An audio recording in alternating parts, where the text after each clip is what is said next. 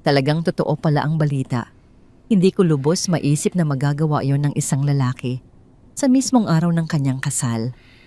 Isang matanda ang nawalan ng huling lupang pamana para lang maibigay ang pangarap na handaan, pero ang sariling asawa pa pala ang wawasak sa anak niya habang ipinagmamalaki ang isang kulasisi sa harap ng lahat.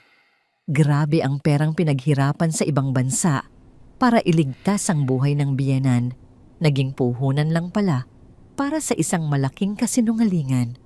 Maupo ka muna at pakinggan mo ang totoong nangyari sa loob ng bulwagang yon.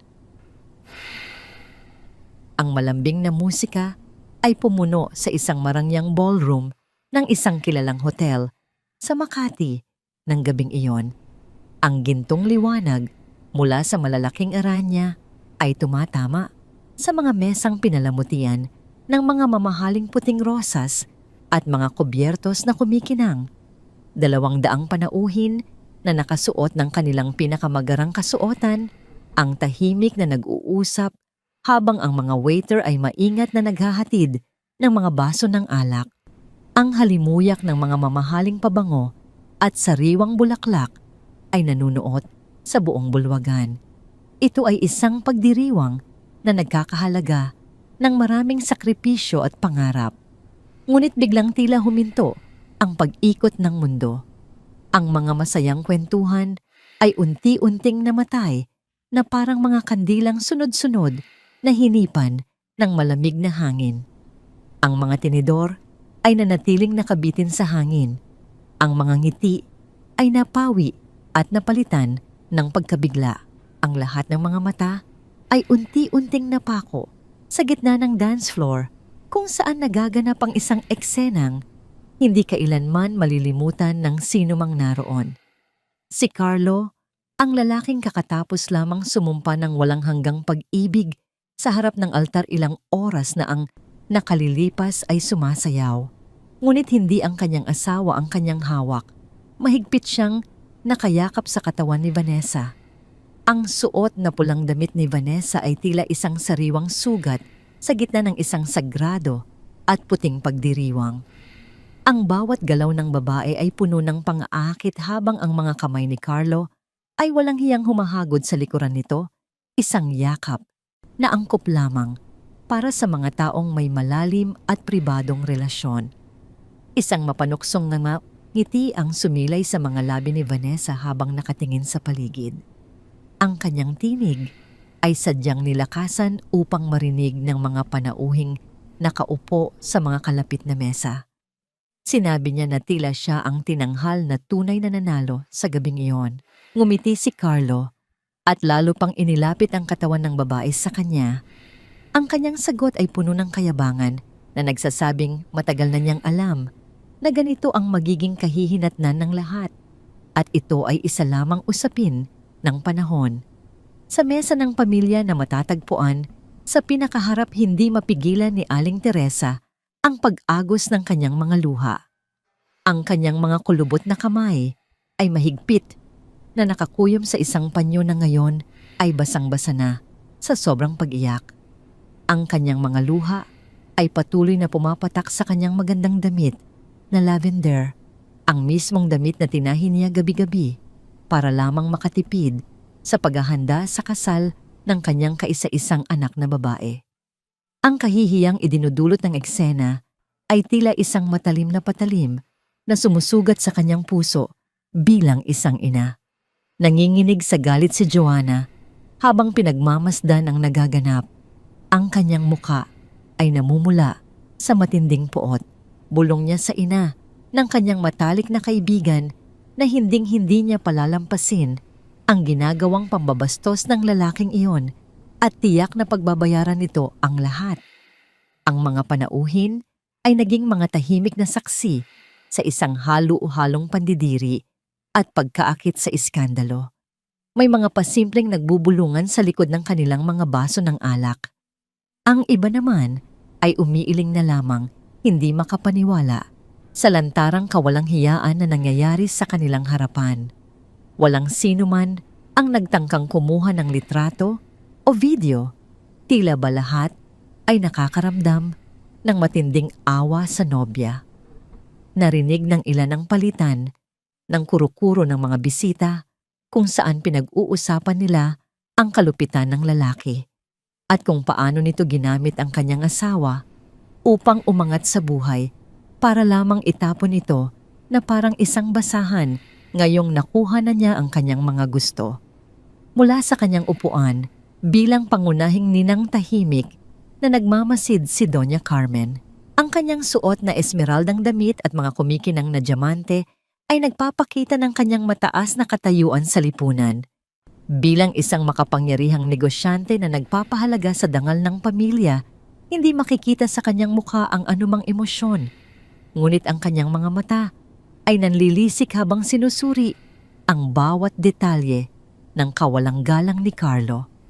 Ang kanyang mga daliri ay marahang tumatapik sa ibabaw ng mesa, isang palatandaan na may nabubuo siyang pasya sa kanyang isipan. At sa gitna ng lahat ng ito, nakatayo si Michelle sa tabi ng pangunahing mesa. Siya ang nobya. Nakasuot siya ng isang napakagandang puting damit na binayaran niya gamit ang katas ng kanyang pagtatrabaho ng walang patid na mga shift. Ang tiara na yari sa maliliit na perlas na inayos mismo ng kanyang ina ay kumikinang sa kanyang buhok. Hindi siya sumisigaw, hindi siya umiiyak, hindi siya tumatakbo palabas ng bulwagan tulad ng inaasahan ng marami na gagawin ng isang babaeng ipinahiya sa mismong araw ng kanyang kasal. Ang kanyang madalas na maamong mukha ay kakikitaan ngayon ng isang lalim ng sakit na napakahirap titigan ng direkta. Tila isang pagmamasid sa isang taong unti-unting winawasak sa loob, ngunit sa hindi malamang dahilan ay tumatangging gumuho.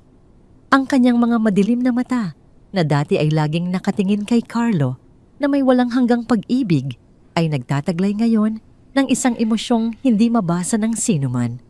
Bahagyang nanginginig ang kanyang mga kamay na nakapatong sa mesa, ngunit ang kanyang likod ay nanatiling tuwid na parang isang matibay na haligi ng marmol. Ang mga tita ni Michelle ay nakatakip ang mga kamay sa kanilang mga bibig sa labis na gulat. Ang kanyang mga pinsan ay nagpapalitan ng mga naguguluhang tingin, hindi malaman kung lalapitan ba nila ang nobya o susugurin ang lalaki. Ang kanyang mga kasamahan sa trabaho na humingi pa ng araw ng pahinga upang makibahagi sa kanyang kaligayahan ay nakayuko sa labis na pagkadismaya. Pakiramdam nila ay kasama silang tinatampal sa mukha ng lantarang panlolokong ito. Ang musika ay patuloy na tumutugtog, tila walang pakialam sa trahedyang nagaganap. Iniikot ni Carlo si Vanessa sa isang mayabang na galaw, ipinaparada ang babae na parang isang tropeo sa harap ng lahat. Sabay silang ngumiti ng may malalim na pagkakaunawaan. Tila lubos nilang ikinasisiya ang pagyapak sa puso ni Michelle sa harap ng kanyang pamilya at mga kaibigan. Ngunit merong isang bagay sa mga mata ng nobya.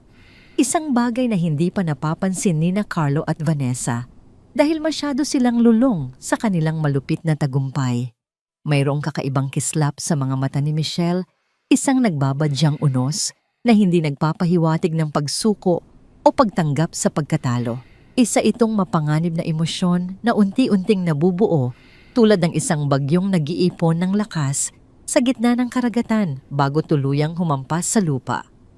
Bakit siya nananatiling nakatayo roon? Bakit hindi siya nag-iiyak at nagwala na siyang inaasahan ng lipunan mula sa isang babaeng pinagtaksilan? Anong mahiwagang puwersa ang pumipigil sa kanya upang manatiling nakatayo habang ang kanyang dangal at puso ay pampublikong kinakatay? Ang hindi alam ng lahat ng panauhin sa loob ng bulwagang iyon, ang panandaliang kahihiyang ito ay hindi ang katapusan ng kwento. Ito ay simula pa lamang ng isang pangyayaring magpapabago ng tuluyan sa buhay ng lahat ng kasangkot.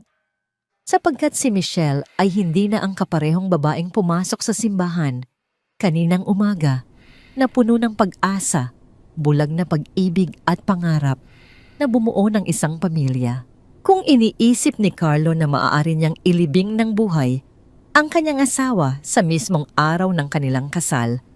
At kung inaasahan niyang magiging isang anino na lamang si Michelle ng kalungkutan at habang buhay na kahihiyan, matutuklasan ng lalaki na ginawa niya ang pinakamalaking pagkakamali sa kanyang buong buhay. May hangganan ang lahat ng kayang tiisin ng isang babaeng nagmahal at nagsakripisyo ng buong tapat. At sa gabing ito, natagpuan na ni Michelle ang kanyang hangganan upang maunawaan kung paano humantong ang isang wagas na pag-ibig sa ganitong kalupit na pagtataksil. Kailangang balikan ang panahon kung kailan ang lahat ay tila puno ng pangako.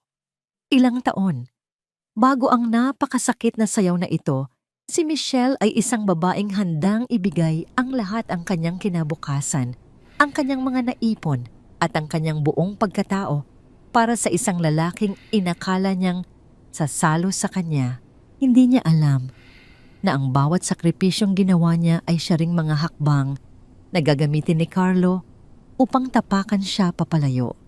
3 taon bago ang gabing iyon ng matinding kahihiyan, ang buhay ni Michelle ay umiikot lamang sa isang simpleng pangarap, ang magkaroon ng matatag na kinabukasan para sa kanya at sa kanyang inang si Aling Teresa. Kabababa pa lamang noon ni Michelle mula sa eroplano galing Dubai. Matapos ang halos 8 taong pagpapakahirap bilang isang overseas Filipino worker, dala-dala niya ang mga naipong dolyar na pinagpawisan niya sa gitna ng matinding disyerto.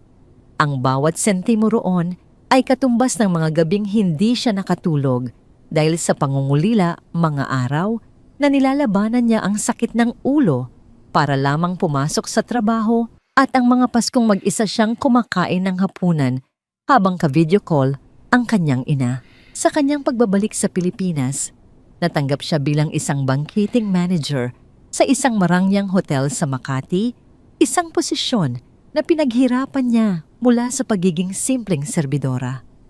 Isang gabi sa gitna ng isang malaking pagtitipon ng mga kilalang negosyante sa real estate, nakilala niya si Carlo. Si Carlo ay hindi kabilang sa mga naglalakihang pangalan sa industriya. Siya ay isang baguhang ahente na nakasuot ng isang kupasing formal na damit na tila hiniram lamang sa mas nakatatandang kapatid. Nakatayo ito sa isang sulok, palaging nagmamasid at halatang nesbiyoso sa paglapit sa mga tanyag na bisita. Napansin ni Michelle ang pagkabalisa ng lalaki at bilang bahagi ng kanyang trabaho, natiyaking komportable ang lahat nilapitan niya ito upang alukin ng maiinom. Nang magtama ang kanilang mga paningin, hindi nakita ni Michelle ang isang mayabang na negosyante. Ang nakita niya ay isang probinsyanong punong-puno ng pangarap, ngunit walang kakayahang makapasok sa sasaradong mundo ng mga mayayaman. Ipinagtapat ni Carlo na pakiramdam niya ay naliligaw siya, na wala siyang kilalang sino mang mahalaga sa pagtitipong yon, at ang pagyuko ng kanyang ulo ay nagpakita ng isang tapat na pagpapakumbaba na tumagos sa puso ni Michelle. Bilang isang taong galing din sa wala naramdaman ni Michelle ang matinding koneksyon, sinimulan niyang ibulong kay Carlo ang mga pangalan ng mga mahahalagang tao sa bulwagan. Itinuro niya kung sinong direktor ang mahilig sa golf, kung sinong investor ang madaling lapitan kapag pinag-uusapan ng pamilya, at kung sino ang mga dapat iwasan. Dahil sa tulong ni Michelle, nakapag-uwi si Carlo ng 3 mahahalagang calling card ng gabing iyon. Hinintay pa siya ni Carlo sa labas ng hotel matapos ang kanyang shift upang magpasalamat ng buong puso. Doon nagsimula ang lahat. Ang mga simpleng pag-uusap ay nauwi sa malalalim na kwentuhan tungkol sa kanilang mga pangarap. Ikinuwento ni Carlo kung paano siya lumaki sa isang mahirap na pamilya sa probinsya, kung paanong ang kanyang ama ay isang simpleng magsasaka na pilit siyang iginagapang sa pag-aaral. Ang mga kwentong ito ay lalong nagpalapit kay Michelle sa kanya. Nakita niya kay Carlo ang isang lalaking may mabuting kalooban at may matinding pagnanais na iangat ang pamilya mula sa kahirapan, mga katangiang labis niyang hinahangaan. 6 na buwan Matapos silang maging opisyal na magkasintahan, dumating ang isang malaking pagsubok na tuluyang magpapatibay sa tinatawag ng mga Pilipino na utang na loob. Isang maulan na gabi, dumating si Carlo sa maliit na inuupahang apartment ni na Michelle. Ang buong katawan nito ay basang-basa ng ulan at ang kanyang mga mata ay mugto sa labis na pag-iyak. Nang makapasok sa loob tuluyan, nang bumagsak ang mga tuhod ni Carlo sa sahig. Humihikbi siyang nagkwento na inatake sa puso ang kanyang ama sa probinsya at kailangan itong maoperahan sa lalong madaling panahon. Ang problema ay wala silang kakayahang magbayad ng malaking halaga sa ospital. Kung walang pera, tiyak na mamatay ang kanyang ama sa waiting room ng pampublikong pagamutan. Tinitigan ni Michelle ang lalaking mahal niya, nakaluhod at nagmamakaawa sa kanyang harapan. Naramdaman niya ang matinding kirot sa kanyang dibdib. Pumasok siya sa kanyang kwarto at binuksan ang kanyang tagong lalagyan. Naroon ang bankbook na naglalaman ng lahat ng kanyang naipon mula sa Dubai. Ang perang yon ay inilaan niya para sa pagpapatayo ng sarili nilang bahay ng kanyang ina, isang pangarap na matagal na nilang inaasam.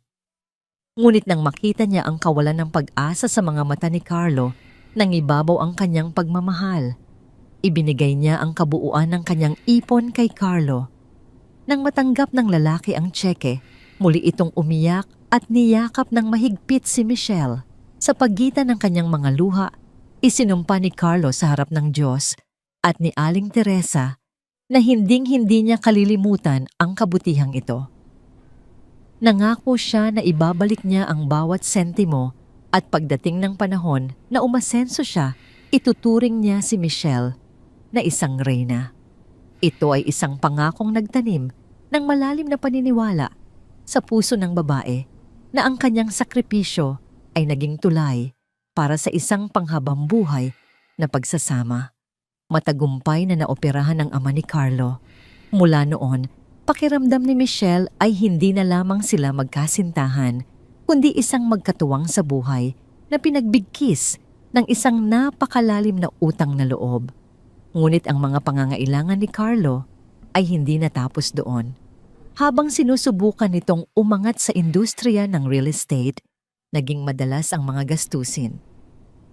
Kailangan nito ng mga mamahaling suit upang makaharap ang mga kliyente nang walang halong hiya.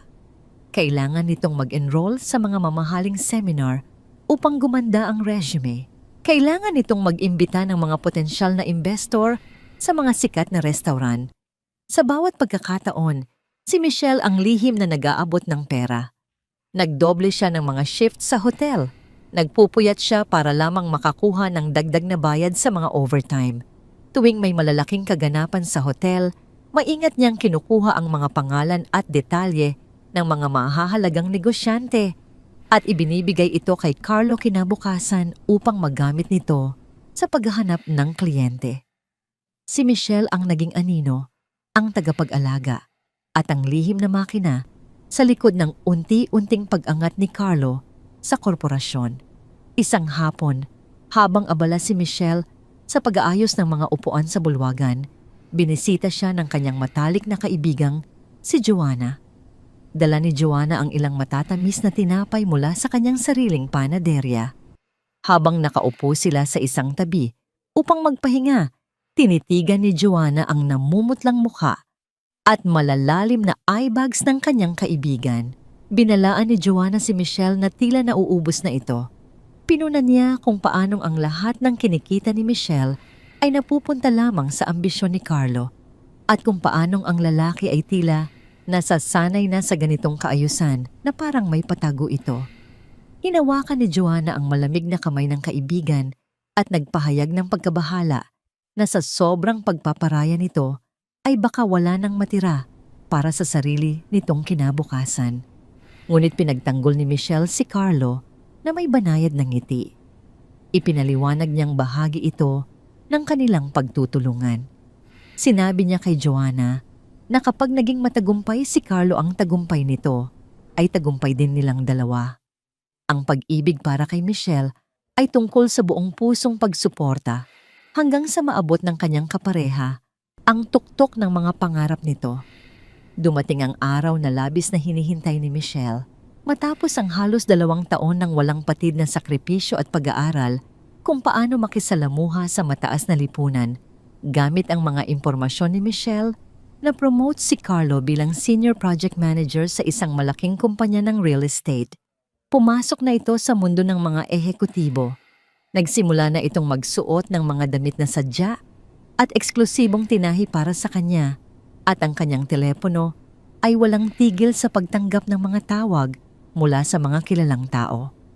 Upang ipagdiwang ang promosyon, inanyayahan ni Carlo si Michelle sa isang mamahaling restaurant.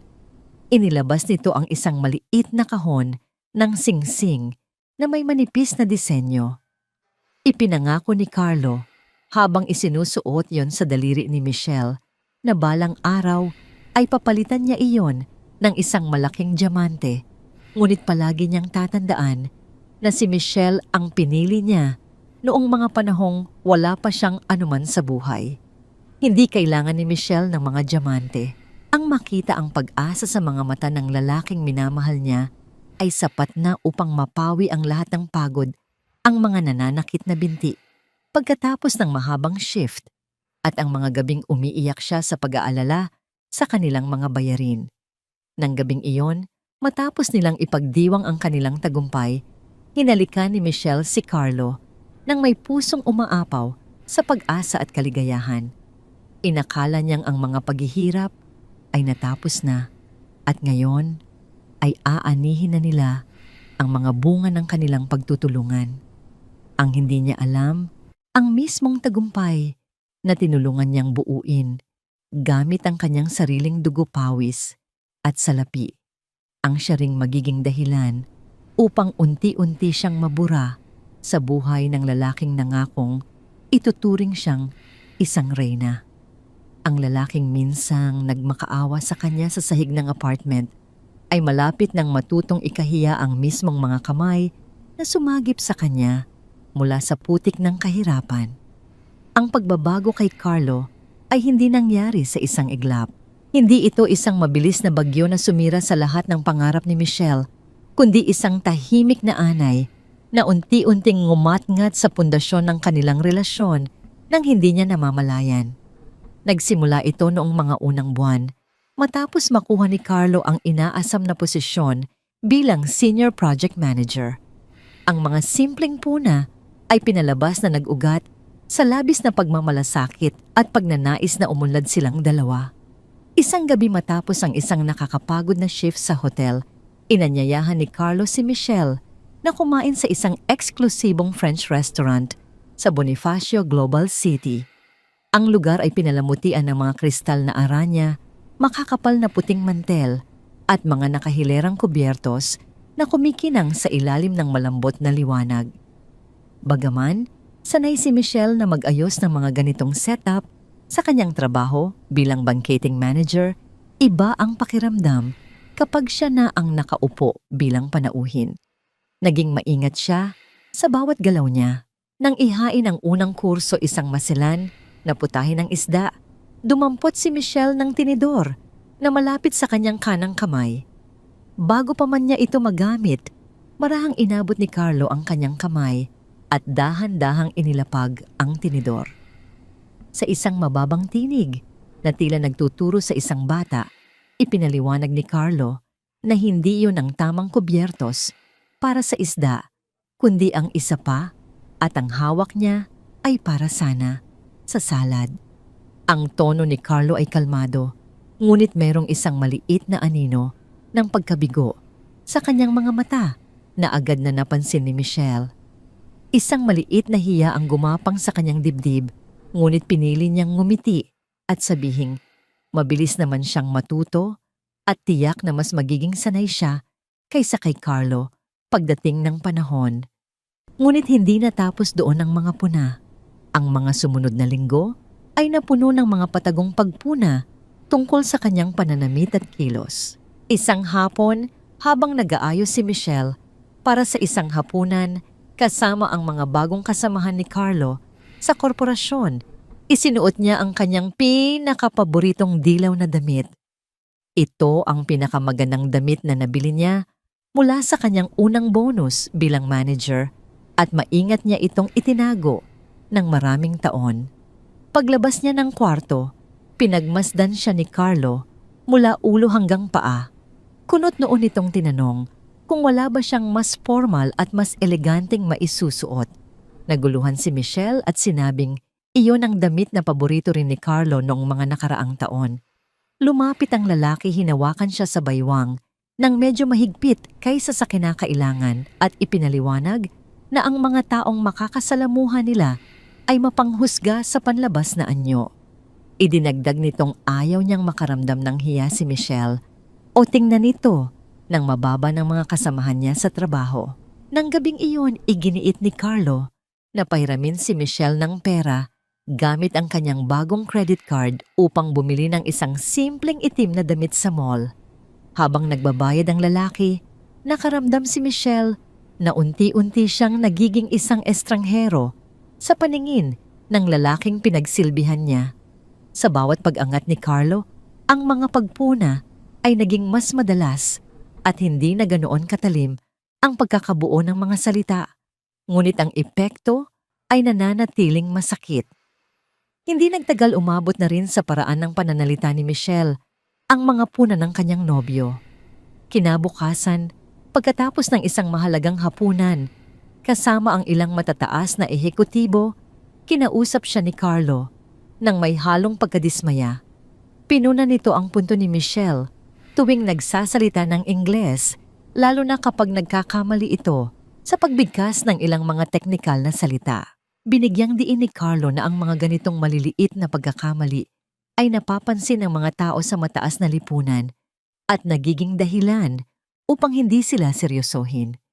Naramdaman ni Michelle ang pag-init ng kanyang mga pisngi sa tindi ng pagkapahiya.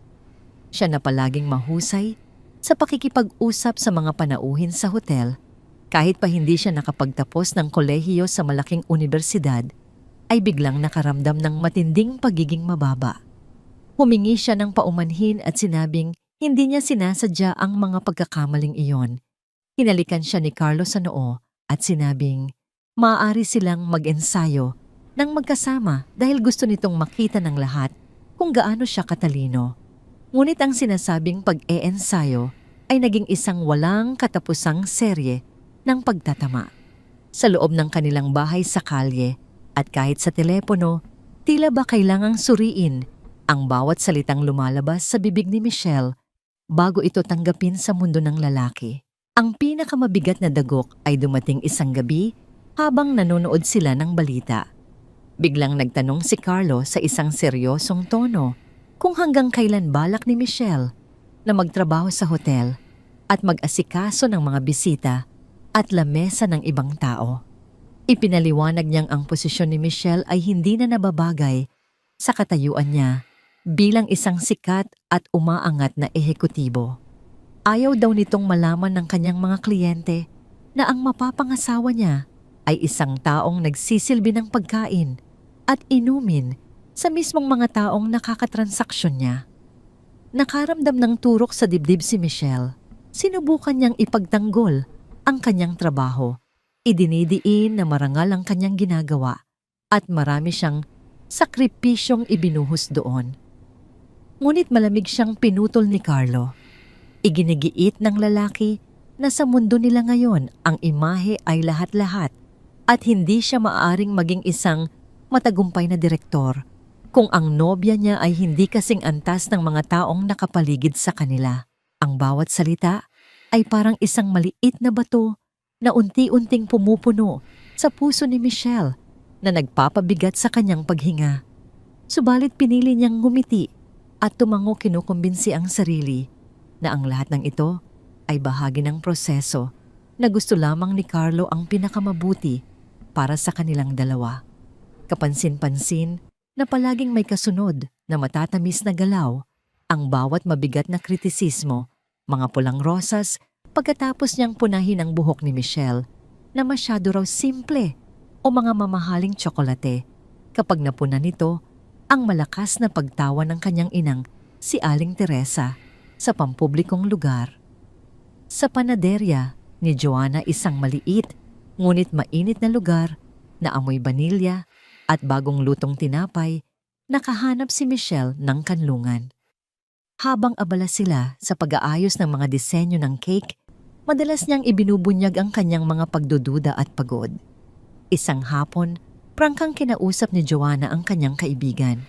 Sinabi nitong ang lalaking iyon ay binabago si Michelle na hindi na ito tumatawa tulad ng dati, at ang pagtingin ni Carlo ay para bang isa siyang sirang proyekto na kailangang kumpunihin at hindi isang babaeng dapat mahalin. Sinubukan ni Michelle na ipagtanggol ang nobyo, sinabing marami lamang itong pressure sa trabaho at gusto lamang nitong makibagay sila sa bagong mundo nito.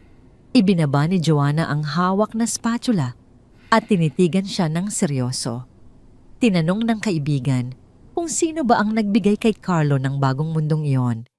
Idiniin ni Joanna na ang tunay na pag-ibig ay hindi kailanman hihingi ng pagbabago mula sa taong minamahal para lamang magkasya ito sa isang pamantayan, kundi tatanggapin nito kung sino ang babae sa pinakaugat nito.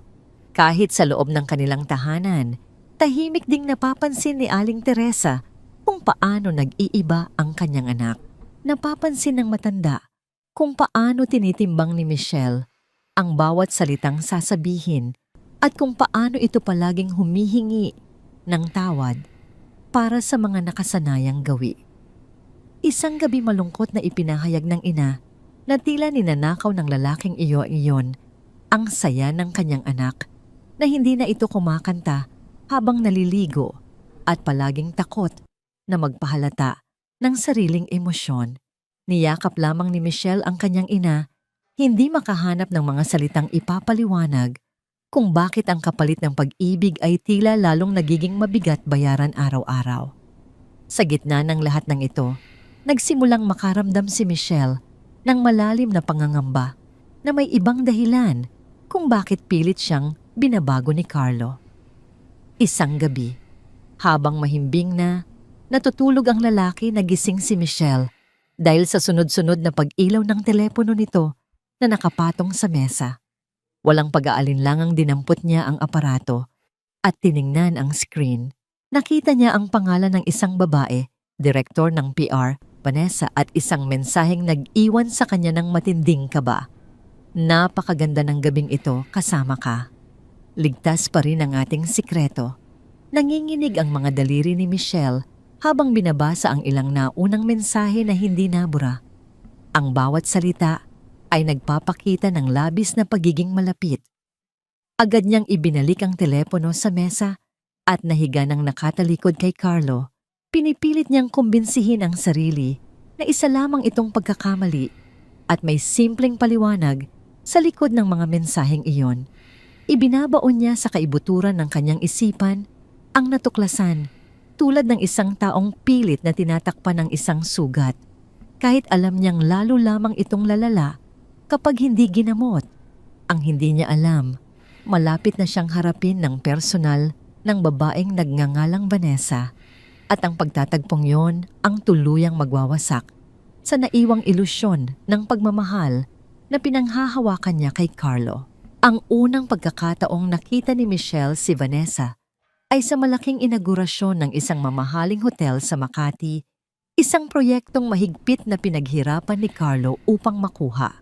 Gaya ng nakasanayan, abala si Michelle sa pag-aayos ng mga detalye ng banquet. Nakasuot siya ng kanyang itim na uniforme, maayos at propesyonal, ngunit nananatiling hindi napapansin ng mga naglalakihang bisita. Kanina pa masakit ang kanyang mga binti matapos ang 6 na oras na walang tigil na pagtayo at pag-aasikaso, ngunit wala ni katiting na bakas ng pagod sa kanyang mukha. Sa kabilang banda, si Carlo ay tila isang bituin sa gabing iyon. Halos hindi na sila nagkikita nitong mga nakaraang araw dahil sa dami umano ng mga pulong nito. Nakasuot ito ng isang napakagandang itim na suit na sadyang tinahi para sa kanya. Ang kanyang buhok ay maayos na maayos at nakikipag-usap siya sa mga matataas na ehekutibo na ngayon ay kumakausap na sa kanya bilang isang kapantay. At saka pumasok ang babae. Pumasok ito sa pangunahing pinto na tila ba pag-aari nito ang buong gusali. Matangkad balingkinitan at nakasuot ng isang esmeraldang damit na hapit sa kanyang katawan. Ang kanyang mga alahas ay kumikinang sa bawat pagtama ng ilaw mula sa mga aranya. Ang kanyang mahabang itim na buhok ay umaabot hanggang baywang, ngunit ang pinakanakapukaw ng pansin ni Michelle ay ang diretsong pagtingin nito sa kanya habang naglalakad palapit kay Carlo. Isang tingin na puno ng pagmamalaki at nagsasabing alam nito kung sino si Michelle at wala itong pakialam. Natigilan si Michelle habang may hawak na tray ng mga baso. Mayroong isang bagay sa tingin ng babaeng iyon na nagkumpirma sa matagal nang isinisigaw ng kanyang puso, ngunit pilit na itinatanggi ng kanyang isipan. Nilapitan ng babae si Carlo at binati ito sa isang malambing na boses na sadyang ipinaririnig sa mga nasa paligid. Hinalikan nito si Carlo sa magkabilang pisngi, isang halik na bahagyang tumagal kaysa sa kinakailangan para sa mga magkatrabaho lamang. Ipinatong ni Vanessa ang kanyang mga kamay sa balikat ni Carlo nang may labis na pamilyaridad. Pinagmasdan ni Michelle kung paano dumapo ang mga kamay ng ibang babae sa lalaking pinakamamahal niya. Ang pinakamasakit sa lahat ay ang makitang hindi umiwas si Carlo. Ngumiti pa ito nang malapad at ang kanyang mga mata ay nagningning sa paraang matagal na nitong hindi ginagawa kapag nakatingin kay Michelle. Tumugon si Carlo at sinabing isang malaking sorpresa ang makita si Vanessa sa kaganapang yun gamit ang isang ngangiting na ngayon lamang nakita ni Michelle. Puno ito ng pagkamangha at lihim na kaligayahan. Bahagyang tumawa si Vanessa. Ang tunog ng kanyang pagtawa ay kalkulado upang makuha ang atensyon ng lahat. Ipinapaalala nito kay Carlo na ilang oras lamang silang magkausap kagabi tungkol sa inaugurasyong ito.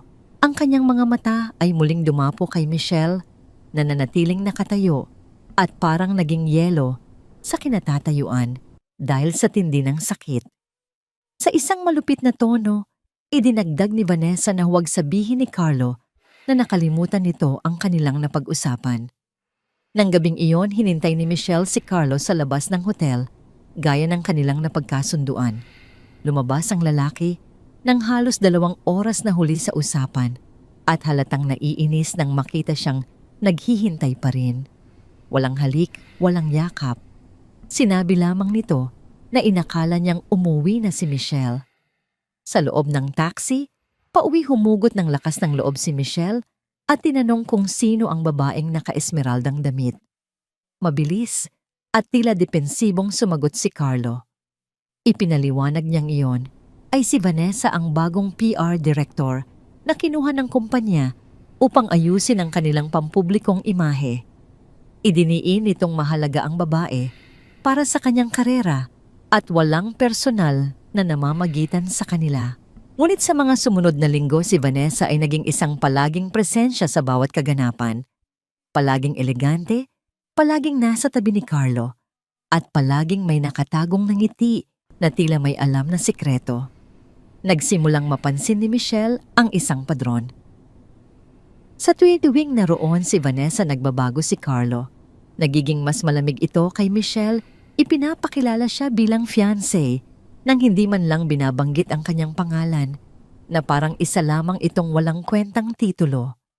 Madalas siyang iniiwan mag-isa habang sina Carlo at Vanessa ay naglalaho patungo sa isang sulok upang mag-usap umano tungkol sa mga estratehiya sa negosyo. Isang gabi nagkasalubong sina Michelle at Vanessa nang mag-isa sa pambabaeng palikuran ng isang marangyang restaurant. Naghugas ng kamay si Vanessa at pinunasan ito ng dahan-dahan habang nakatingin sa salamin. Sa isang boses na puno ng pekeng kabaitan, sinabi nitong malaki ang potensyal ni Carlo. Idinagdag nitong kailangan ni Carlo ng isang taong nakakaunawa sa mundong pinapasok nito at hindi lahat ay kayang makasabay sa ambisyon ng isang matagumpay na lalaki. Ang mga salitang yon ay parang asidong sumunog sa balat ni Michelle. Hindi ito isang direktang pagbabanta, ngunit napakalinaw ng mensahe. Wala kang lugar dito. Sinubukan ni Michelle na panatilihing matatag ang kanyang boses at iginiit na mahal siya ni Carlo kung sino siya. Naglagay ng pulang lipstick si Vanessa sa harap ng salamin bago ngumiti ng isang pino ngunit malupit ng ngiti. Sumang-ayon ito na yon, marahil ang dahilan kung bakit palaging sinusubukan ni Carlo na baguhin at ayusin si Michelle. Lumapit si Vanessa ng sapat upang maamoy ni Michelle ang mamahaling pabango nito, ang mismong pabangong paulit-ulit niyang naaamoy sa mga damit ni Carlo nitong mga nakaraang linggo. Sa isang seryosong tono, ipinaliwanag ni Vanessa na ang mga lalaking tulad ni Carlo ay gumagamit ng hagdan upang makaakyat at kapag narating na nila ang itaas, itinatapon nila ang hagdang iyon upang walang sino man ang makakita kung paano sila nag-umpisa mula sa ibaba.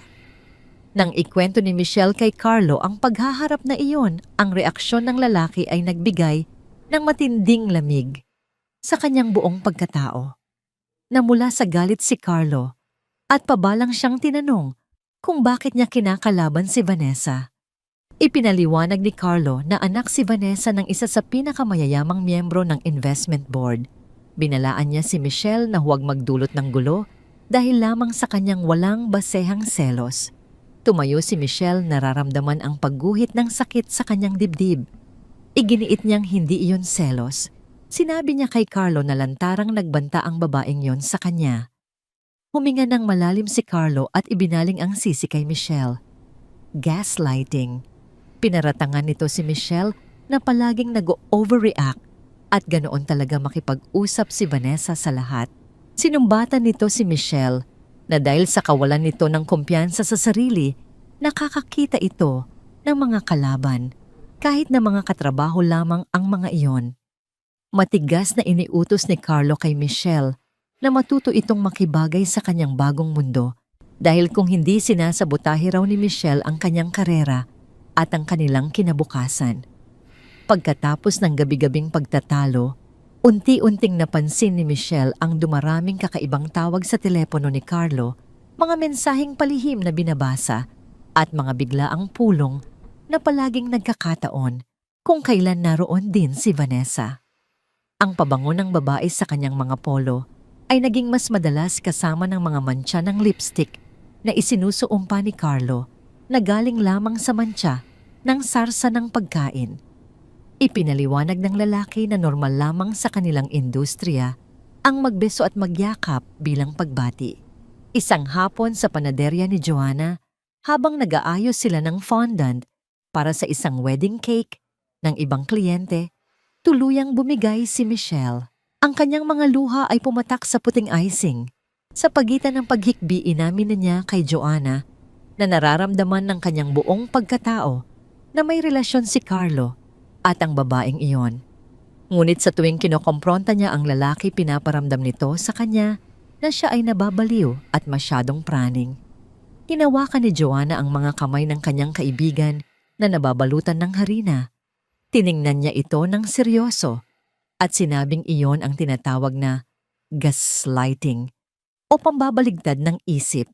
Ipinaliwanag ni Joanna na ginagawa yon ni Carlo upang pagdudahan ni Michelle ang sarili nitong pandama at pag-iisip.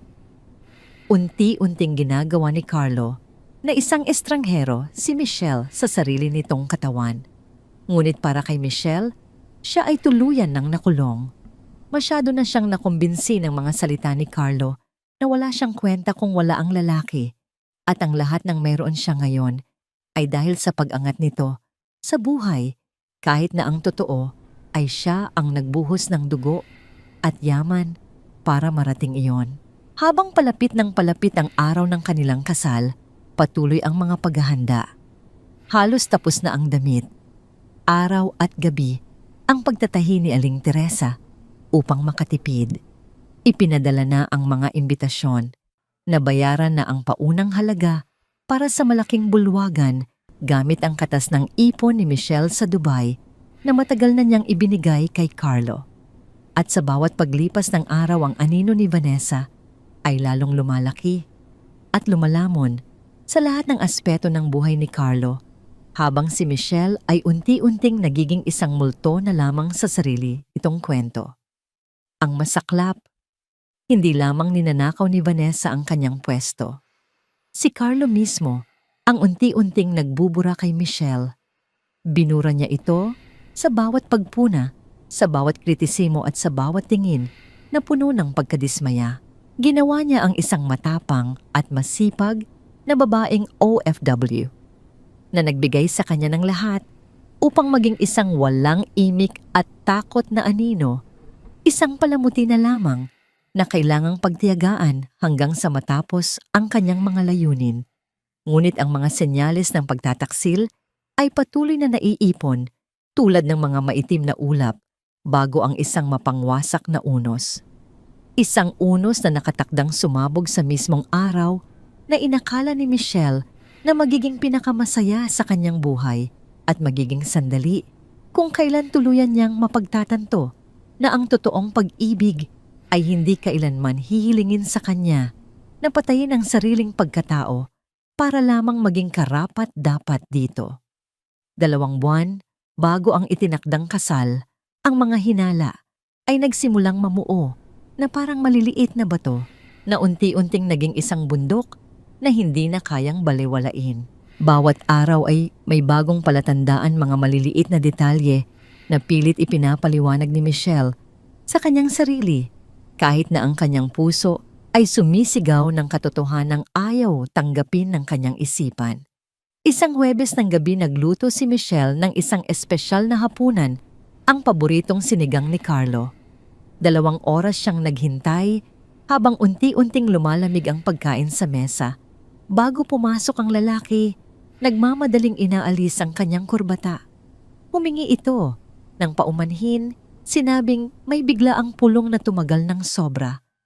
Mabilis itong dumampi ng halik sa kanyang pisngi. Nang isasabit na ni Michelle ang coat ni Carlo, muli niyang naamoy ang pamilyar na pabango ni Vanessa na kumapit sa tela. Ngunit hindi lang iyon. May isang bagay na nahulog mula sa panloob na bulsa ng damit.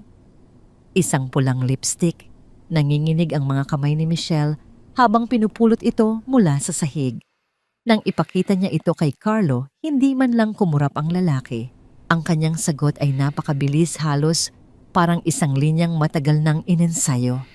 Ngumiti pa ito at sinabing mabuti na lamang, at nakita niya yon dahil regalo pala yon para sa kanya. Ibibigay daw sana niya kinabukasan at si Vanessa umano ang tumulong sa kanyang pumili ng kulay na babagay sa balat ni Michelle. Ang pangalan ni Vanessa ay lalong naging madalas sa kanilang mga usapan. Si Vanessa ang nagrekomenda ng bagong restaurant. Si Vanessa ang may kilalang mahusay na dentista. Si Vanessa ang nakakaalam kung saan makakabili ng pinakamasarap na alak. Isang hapon, habang abala si Carlo sa pag-aayos ng listahan ng mga iimbitahan sa kasal, hindi na napigilan ni Michelle na magtanong kung bakit palaging nababanggit ang pangalan ng babaeng iyon sa bawat usapan. Agad na nagbago ang reaksyon ni Carlo. Maingat nitong inilapag ang mga papel sa mesa, tiningnan si Michelle nang may kalkuladong lambing at hinawakan ng kanyang mga kamay. Sa isang mahinahong boses, ipinaliwanag nitong naiintindihan niyang kinakabahan si Michelle dahil sa nalalapit na kasal, ngunit si Vanessa ay isang mahalagang kasamahan lamang sa trabaho at wala ng iba pa. Idinagdag pa nito na nasasaktan siyang pinagdududahan siya ni Michelle matapos ang lahat ng kanilang pinagsamahan. Ang kanyang mga salita ay tila napakatapat, ngunit ang kanyang mga mata ay nagsasabi ng ibang kwento. Sa likod ng maamong tingin na yon, mayroong isang bagay na napakalamig. Lumipas ang mga araw at ang mga kasinungalingan ay lalong dumami. May mga lihim na tawag na biglang napuputol kapag pumapasok si Michelle. Sa kwarto, mga naburang mensahe sa telepono at mga paliwanag na lalong nagiging komplikado upang pagtakpan ang kanyang mga pagliban at pag-uwi ng hating gabi. Isang araw, inanunsyo ni Carlo na mawawala siya sa darating na Sabado at Linggo. Mayroon daw silang kumpidensyal na pagpupulong sa isang kilalang resort sa Batangas. Ang buong team daw nila ay pupunta roon upang pirmahan ang isang kontrata sa mga investor na Hapones. Makalipas ang 3 araw nagkataon na si Michelle ay nag-aasikaso ng isang malaking kaganapan sa mismong resort na sinasabing pinuntahan ni na Carlo. Buong araw siyang nagmasid, ngunit wala siyang nakitang bakas ni Carlo o ni Vanessa. Wala ring anumang pagpupulong na naganap doon para sa isang malaking kumpanya. Nang umuwi si Michelle at sinabi kay Carlo na galing siya sa resort na yon, hindi man lang nagulat ang lalaki. Walang pag-aatubili nitong binago ang kwento. Sinabi niyang ang orihinal na plano ay doon talaga, ngunit sa huling sandali ay inilipat sila sa isang mas pribadong villa sa Tagaytay upang maiwasan ang mga espiya mula sa ibang kumpanya. Muli nagpanggap si Michelle na naniwala. Ang pagtanggap sa katotohanan ay nangangahulugang pag-amin na siya ay papunta sa isang altar kung saan hindi pag-ibig ang naghihintay, kundi isang malupit na bitag na nakabalot sa isang magandang pangarap. 3 linggo bago ang seremonya, ang maliit na apartment ni Michelle ay naging isang pansamantalang pagawaan. Ang mga retaso ng puting tela, mga laso at maliliit na perlas ay nakakalat sa lahat ng dako. Walang tigil si Aling Teresa sa pagtatrabaho. Ang kanyang mga daliri na sanay na sa pagbuburda at pagtatahi ay mabilis na gumagalaw sa ibabaw ng makina habang inaayos niya ang mga huling detalye sa damit pangkasal ng kanyang anak. Napansin ni Aling Teresa na tila lumuwag ang damit sa katawan ni Michelle. Nag-aalala nitong sinabi na kinuha niya ang sukat ni Michelle. 2 buwan na ang nakalipas, ngunit ngayon ay malaki na ito para sa kanya. Pilit nang ngumiti si Michelle, isang ngangiting hindi umabot sa kanyang mga mata. Idinahilan niya na dala lamang yun ng stress sa paghahanda sa kasal.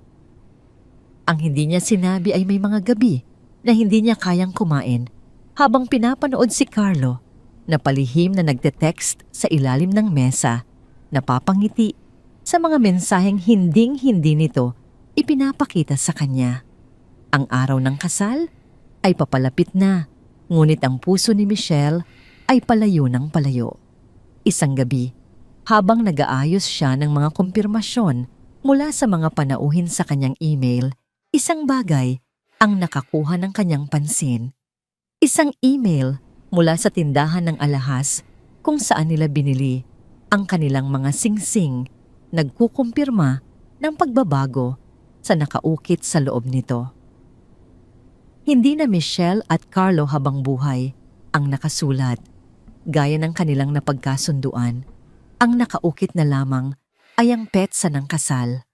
Isang petsa na napakadaling burahin upang magamit muli ang singsing sa hinaharap. Nanginginig ang kanyang mga kamay. Nagsimula siyang maghalongkat ng iba pang patunay na matagal na niyang iniiwasan. Binuksan niya ang lumang laptop ni Carlo na madalas nitong iwan sa bahay. Naghahanap siya sa history ng mga binuksang website. Doon natagpuan niya ang isang booking confirmation para sa isang mamahaling resort sa Palawan 2 linggo pagkatapos ng kanilang kasal. Ngunit ang flight at hotel reservation ay hindi para kay Ginoong at Ginang Carlo. Ito ay para kay Ginoong Carlo at sa kanyang kasamang si Binibining Vanessa. Gumuho ang mundo ni Michelle. Ang lahat ng piraso ng palaisipan ay biglang nagkabit-kabit. Ito ay hindi lamang isang simpleng pagtataksil. Ito ay isang detalyadong plano, isang malupit na kalkulasyon upang gamitin siya pagsamantalahan ng kanyang pera at koneksyon, at pagkatapos ay itapon siya na parang basura kapag nakuha na ni Carlo ang lahat ng gusto niya. Ang kasal ay isa lamang palabas, isang huling hakbang sa kanyang master plan. Ngunit wala ng oras upang kansilahin ang lahat. Ang mga imbitasyon ay naipadala na. Ang paunang bayad sa lahat ng supplier ay naibigay na. Ang damit ay handa na. Ang simbahan ay napalamutian na. Ang mga panauhin ay darating sa loob lamang ng ilang oras. Dumating ang umaga ng kasal na may maningning na sikat ng araw na tila nang iinsulto sa bigat ng kanyang nararamdaman. Habang tinutulungan siya ng kanyang mga abay na magbihis pakiramdam ni Michelle, ay naghahanda siya para sa sarili niyang libing. Bawat butones ng kanyang damit ay parang isang pako na lalong nagbabaon sa kanya sa isang buhay na puno ng kasinungalingan. Nang maisuot na niya ang kanyang puting damit at ang belo na bahagyang nagtatago sa kanyang namumutlang mukha, humingi si Michelle ng ilang sandali upang mapag-isa bago umalis patungong simbahan. Kailangan niyang huminga, kailangan niyang mag-isip. At doon, habang naglalakad siya sa pasilyo ng chapel na katabi ng silid kung saan siya nag-aayos, narinig niya ang mga boses mula sa loob ng isang maliit na pribadong silid. Bukas ang pinto at ang narinig niyang pag-uusap mula sa silid na yon ang tuluyang dumurog sa huling hibla ng pag-asang pinanghahawakan pa ng kanyang puso. Natigilan si Michelle sa tapat ng bahagyang nakabukas na pinto. Mula sa maliit na siwang tanaw niya si Carlo, nakatayo roon sa kanyang perpektong itim na suit, nakikipagtawanan kay Vanessa. Ang suot ni Vanessa na matingkad na pulang damit ay isang matapang na paghamon sa kaputian at kabanalan ng araw na yon. Nakatayo sila nang napakalapit sa isa't isa, isang lapit na hindi nararapat para sa isang lalaking ikakasal sa loob lamang ng ilang minuto. Sigurado ka bang magiging maayos ang lahat ayon sa plano?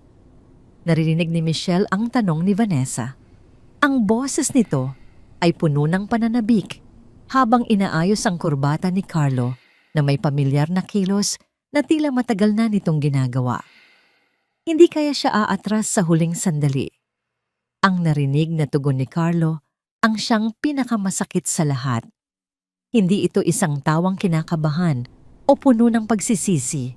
Ito ay isang purong pagmamalaki, isang tunay na kasiyahan sa pagdurusa ng iba. Aatras si Michelle. Sagot nito habang hinahaplos ang batok ni Vanessa. Siya ay kasing predictable ng pagsikat ng araw. 3 taon siyang namumulot ng mga mumo na inihahagis ko sa kanya. Sa tingin mo ba may lakas pa siyang loob na gumawa ng kakaiba ngayon?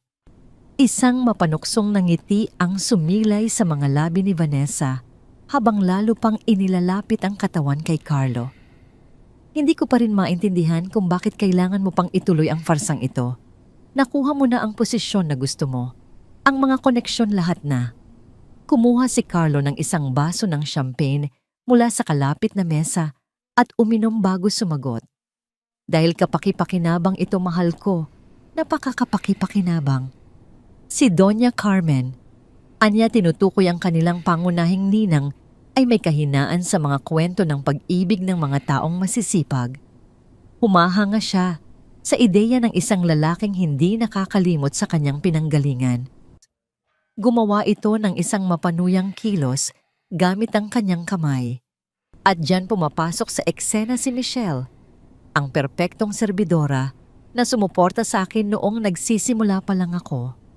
Ang aking nakakaantig na kwento na nagbubukas ng maraming pinto. At pagkatapos ng kasal, tanong ni Vanessa, habang ang isang daliri nito ay gumuguhit sa dibdib ni Carlo. Pagkatapos tuloy ang ating biyahe sa Palawan, gaya ng napagplanuhan, sagot ni Carlo at binigyan ito ng isang maikling halik. Magiging kapaki-pakinabang pa siya ng ilang panahon. Siya ang magiging tagapag-alaga ng bahay ko habang tayo ay nagpapakasaya. Kung sakaling maghinala, siya bibikasin ko lang ulit ang lumang litanya tungkol sa kanyang kawalan ng tiwala sa sarili at selos. Palagi yung gumagana. Tumawa si Vanessa isang tunog na parang basag na kristal sa pandinig ni Michelle. Paano kung malaman niya ang totoo? Kung makahanap siya ng tunay na ebidensya? Mananatili pa rin siya. Sagot ni Carlo na may ganap na katiyakan. Masyado na siyang maraming naipuhunan sa relasyong ito. Ang kanyang dangal, ang kanyang pera, ang kanyang oras. Sa tingin mo ba itatapon niya ang lahat ng yon? Aaminin niya sa lahat na naging isang tanga siya. Wala siyang lakas ng loob para dyan. Mukhang kilalang kilala mo nga siya. Sabi ni Vanessa na may halong paghanga sa kasamaan ng lalaki. Kilalang kilala ko siya ng perpekto. Pagyayabang ni Carlo. Siya ay parang isang bukas na aklat. Transparent, predictable, madaling manipulahin. Kaya nga siya ang pinili ko. Ang mga salitang yon ay parang asidong bumuhos sa puso ni Michelle. Bawat pantig ay nagkumpirma hindi lamang ng pagtataksil, kundi ng isang bagay na mas malala pa. Walang pag-ibig na umiral. Mula sa simula lahat ay isang malamig na kalkulasyon. Bawat mahal kita, bawat pangako, bawat sandaling pinahalagahan niya ay mga estratehikong galaw lamang sa isang chessboard kung saan siya ay isang isinakripisyong pyesa. Oras na para bumalik, sabi ni Carlos sa wakas. Magsisimula na ang seremonya at kailangan kong magpanggap na sabik na ako sa aking pinakamamahal na nobya. Isa pang bagay, pinigilan siya ni Vanessa. Paano kung pagkatapos ng kasal bumalik ang kanyang katinuan? Kung magpasya siyang iwanan ka? Ngumiti si Carlo, isang ngiti na nagpatindig ng balahibo ni Michelle. Nasa kontrol ko ang lahat. Kung may susubukan siyang gawin, alam mo namang magaling akong mangumbinsi. Palalabasin ko siyang hindi matatag ang pag-iisip, isang ingrata. Walang maniniwala sa kanyang bersyon laban sa akin, lalo na ngayon sa bago kong katayuan. Muli silang naghalikan sa pagkakataong ito ay may walang pigil na pagnanasa. Bahagyang lumayo si Vanessa, tumatawa. Dahan-dahan, baka magusot ang iyong damit pangkasal. Itira mo ang lakas mo para mamayang gabi. Para sa iyo palagi akong may reserba, sagot ni Carlo at kumindat. Magkita na lang tayo sa reception. Magiging abala muna ako ng ilang oras sa formalidad na ito. Tahimik na umatras si Michelle. Ang kanyang mga binti ay nanginginig ng husto na kinailangan niyang sumandal sa pader. Isang alon ng pagduduwal ang umakyat sa kanyang lalamunan at ang mga luha ay nagsimulang mamuo sa kanyang mga mata, ngunit hindi tumulo. Ang kanyang buong katawan ay tila nagyelo sa isang sakit na higit pa sa pisikal. Ito ay ang sakit ng pagkaubos ng pagkawasak ng buong pagkatao. Sa sandaling iyon, natagpuan siya ni Joanna sa pasilyo. Agad na nagbago ang ekspresyon ng kanyang kaibigan nang makita ang namumutlang mukha ni Michelle. Anong nangyari? Ayos ka lang ba, para kang nakakita ng multo? Tumingin si Michelle sa kanya na may blangkong mga mata. Narinig ko sila, Joanna, si Carlo at si Vanessa. Narinig ko ang lahat. Sa isang basag ngunit matatag na boses, isinalaysay niya sa kanyang kaibigan ang buong pag-uusap na kanyang nasaksihan. Bawat malupit na salita, bawat kalkuladong plano. Hindi ka maaaring magpakasal sa halimaw na yon. Deklara ni Joanna, hinawakan siya sa mga balikat. Aalis tayo ngayon din. Nasa labas ang kotse ko.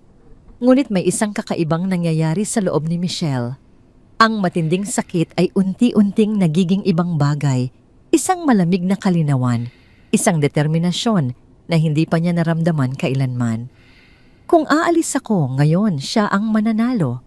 Sabi niya sa isang kalmadong boses na kabaligtaran ng unos sa kanyang kalooban. Sasabihin niya ang kanyang bersyon ng kwento. Palalabasin niya akong isang ingrata.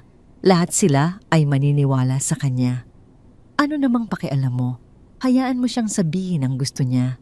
Ang mahalaga ay mailigtas mo ang sarili mo. Hindi, sagot ni Michelle. At sa simpleng pagtangging iyon, merong isang bagong lakas. Mahalaga ito dahil hindi ko hahayaang burahin niya ako. Hindi ko hahayaang siya ang magkwento ng aking istorya. Hindi sa pagkakataong ito. Tumingin si Joanna sa kanya ng may pagkalito. Anong sinasabi mo? Itutuloy mo pa rin ang kabaliwang ito. Magpapakasal ka pa rin sa kanya kahit alam mo na ang lahat. Tumuwid nang tayo si Michelle. Ang kanyang likod ay tuwid na tuwid. Wala nang sakit sa kanyang mga mata. Ang naroon ay isang bagay na mas mapanganib, isang layunin. Papasok ako sa simbahang yon, deklara niya. Titingnan ko siya sa mata habang nagsisinungaling siya sa harap ng lahat at pagkatapos, humina ang kanyang boses. Pagkatapos ay pagbabayarin ko siya sa bawat kasinungalingan sa bawat kahihiyan. Michelle, pakiusap. Huwag mo akong pakiusapang umalis, Joanna. Huwag mo akong hilinging maglaho. Ang kanyang mga mata ay nagniningning na may bakal na determinasyon. Gusto niya akong ubusin, gamitin at itapon. Pero sisiguraduhin kong hindi niya kailanman malilimutan kung sino ako. Sa pasilyo lumitaw ang wedding coordinator, nagmamadaling tinatawag siya. Ginang Michelle, oras na po. Naghihintay na ang lahat. Sa kritikal na sandaling iyon sa hangganan ng kanyang nakaraang buhay at sa kung ano ang susunod, gumawa si Michelle ng isang desisyon na magbabago sa lahat. Hindi siya tatakas, hindi siya tatakbo palayo na umiiyak na parang isang biktima. Lalakad siya patungo sa altar nang may taas noo, alam na alam kung anong uri ng tao ang naghihintay sa kanya roon. Dahil minsan, ang pinakamahusay na paghihiganti ay hindi ang pagtakas sa laban, kundi ang pagharap dito at pagtiyak na ikaw ang tatayong huling nakangiti. Tumunog ang organ at ang pamilyar na himig ng bridal march ay umalingaw-ngaw sa buong simbahan. Isang bulong ng paghanga ang kumalat sa mga hanay ng mga panauhin nang dahan-dahang bumukas ang malalaking pinto. Nandoon si Michelle nakatayo sa ilalim ng arko ng mga puting bulaklak, isang pangitain ng kagandahan sa kanyang puting damit na may belo na bahagyang tumatakip sa kanyang mukha. Ngunit para sa mga taong tunay na nakakakilala sa kanya, mayroong isang bagay na kakaiba. Hindi ito ang karaniwang kaba ng isang nobya. Ito ay isang bagay na mas malalim, mas mapanganib. Si Aling Teresa, na nakaupo sa unang hanay, ay nakaramdam ng ginaw nang makita ang paglakad ng kanyang anak. Mayroong isang tigas sa kanyang postura na hindi angkop sa isang babaeng nagmamahal na sumasalubong sa kanyang kinabukasan. Mas mukha siyang isang sundalong nagmamartsa patungo sa isang hindi maiiwasang labanan. Sa dulo ng pasilyo, naghihintay si Carlo na may perpektong ngiti, nakasuot ng kanyang mamahaling suit at may tiwala sa sarili ng isang taong pakiramdam ay hawak na niya ang buong mundo sa kanyang mga palad. Nang magtama ang kanilang mga mata, may isang bagay na mabilis na dumaan sa mukha ni Carlo pagkalito, isang bahid ng pagkabalisa. Ngunit ito ay tumagal lamang ng isang saglit bago bumalik ang kanyang karaniwang ekspresyon ng paghanga. Napakaganda mo, bulong nito nang makalapit si Michelle sa kanya sa altar. Hindi sumagot si Michelle. Tinitigan niya lamang ito ng diretso sa mata. Sinusuri ang bawat detalye ng mukhang minsan niyang minahal ng buong kaluluwa. Ang parehong mga labi na humalik kay Vanessa, ilang minuto lamang ang nakalipas, ay ngumingiti ngayon ng may pekeng pagsamba. Nagsimula ang seremonya. Ang pari ay nagsalita tungkol sa pag-ibig, katapatan at pangako, mga salitang tumutunog sa tainga ni Michelle na parang mga peking barya na nahuhulog sa marmol. Naramdaman niya ang kamay ni Carlo na nanginginig ng bahagya habang hawak nito ang kamay niya, ngunit ipinagpalagay niya na ito ay dahil lamang sa kaba. Carlo, nagsalita ang pari. Tinatanggap mo ba si Michelle bilang yung nag-iisang asawa na mamahalin at igagalang sa hirap at ginhawa sa karamdaman at kalusugan habang kayo ay nabubuhay? Opo, Padre. Sagot nito sa isang malinaw at matatag na boses. Isang perpektong pag-arte ng si Michelle na ang tinanong, huminto siya. Ang katahimikan ay humaba sapat na upang magdulot ng kaba kay Carlo na nag-aalalang baka may nalaman nga siya. Ang mga panauhin ay nagsimulang magbulungan. Maging si Doña Carmen ay bahagyang umayos ng upo, nag-aabang. Opo, Padre. Sabi niya sa wakas, bawat salita ay parang isang pakong ibinabaon sa sarili niyang puso. Mula sa kanyang pwesto, bilang maid of honor si Joanna ay tumingin sa kanya na may sakit sa kanyang mga mata. Hindi niya maintindihan kung bakit ipinagpapatuloy ng kanyang kaibigan ang malupit na palabas na ito. Si Aling Teresa naman ay mahigpit na hinawakan ng kanyang panyo, namumuti na ang mga buko ng kanyang mga daliri. Ang pagpapalitan ng singsing ay ang pinakamahirap na bahagi. Habang isinusuot ni Carlo sa kanyang daliri ang malamig na ginto, alam niyang hindi na ang kanilang pangako ang nakaukit doon, kundi isang petsa lamang na madaling burahin. Nang siya na ang nagsusuot ng singsing sa daliri ni Carlo, ginawa niya ito nang may mekanikal na kilos na parang naglalagay ng posas sa isang kriminal. Maari mo nang halikan ang nobya, anunsyo ng pari. Ang halik ay mabilis at mababaw. Habang ang simbahan ay napupuno ng palakpakan, tanging si Michelle ang nakapansin kung paanong palihim na pinunasan ni Carlo ang kanyang mga labi pagkatapos na parabang nag-aalis ng isang bagay na hindi kaaya-aya. Sa labas ng simbahan sa gitna ng ulan ng mga talulot ng rosas, nilapitan siya ni Joanna. Sigurado ka ba sa ginagawa mo? Bulong nito na may pag-aalala. Maari mo pa itong itigil.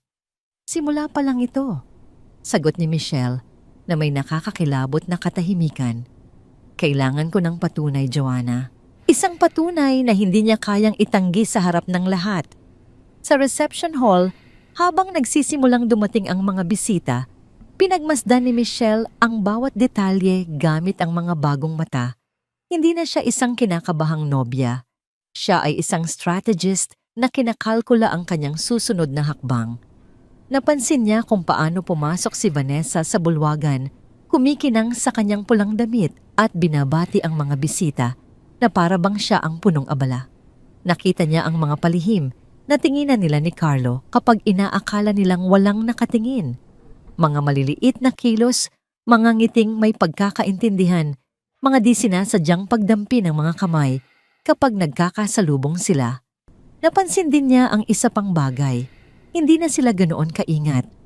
Ang ilang mga bisita ay nagpapalitan ng mga hindi komportableng tingin habang ang iba ay nagbubulungan. Ang kahihiyan ay hindi lamang personal. Ito ay isang sikretong alam na ng marami. Maging si Doña Carmen ang makapangyarihang negosyante na gustong-gustong mapahanga ni Carlo ay nagmamasid sa lahat ng may matalas na mga mata, walang pinalalampas na detalye. Nang magtama ang kanilang mga mata, sa kabilang dulo ng bulwagan, nakita ni Michelle sa matandang babae ang isang bagay na hindi niya inaasahan, isang halo ng awa at pagkamausisa. Sa oras ng pambungad na toast, nagbigay si Carlo ng isang madamdaming talumpati tungkol sa tunay na pag-ibig kung paano naroon si Michelle para sa kanya sa pinakamababang punto ng kanyang buhay at ang magandang buhay na kanilang bubuuin. Ang kanyang mga salita ay perpekto emosyonal. Ilang mga bisita ang palihim na nagpunas ng kanilang mga luha. Para sa aking magandang asawa, pagtatapos niya itinaas ang kanyang baso. Para sa ating kinabukasan, ngumiti lamang si Michelle nang mekanikal, sumimsim lamang ng bahagya sa kanyang alak. Bawat pekeng salita ay naiipon sa kanyang kalooban, hindi nagiging kalungkutan, kundi purong determinasyon.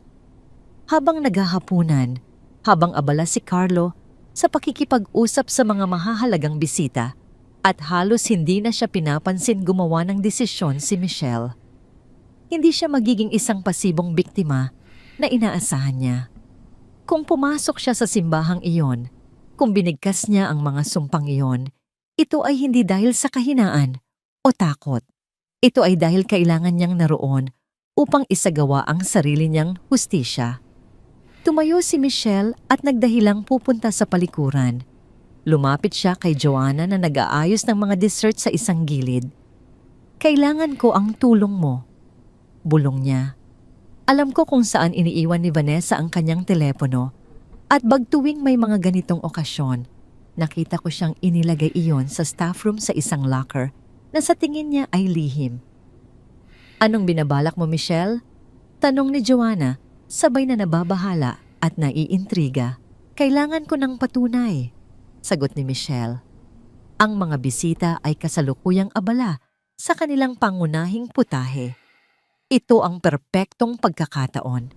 Dahan-dahang lumabas si Michelle sa likod ng entablado. Ang kanyang mga taon bilang banqueting manager ay nagturo sa kanya kung paano gumalaw nang hindi napapansin kung saan ang mga nakatagong pasilyo ng mga mararangyang bulwagan at ang mga lugar na hindi pinupuntahan ng mga tao. Kung inakala ni Carlo na kaya niyang burahin si Michelle sa sarili niyang kwento, malapit na niyang matuklasan na lubos niyang minaliit ang babaeng isinumpa niyang kilalang kilala niya. Bumalik ang daloy ng kwento sa kasalukuyan. Ang sensual na musika na pinagsayawan ni Carlo at Vanessa ay natapos na. Ang kahihiyan ay nakumpleto na sa harap ng lahat. Nakita ni Michelle ang lahat ng kailangan niyang makita. Ngayon, oras na para kumilos. Habang nakatayo pa rin sina Carlo at Vanessa sa gitna ng dance floor, ninanamnamang kanilang matapang na pagpapakita ng kawalang hiyaan tumayo si Michelle. Ang kanyang paggalaw ay napakag-elegante, napakakalmado na nakuha nito ang atensyon ng lahat.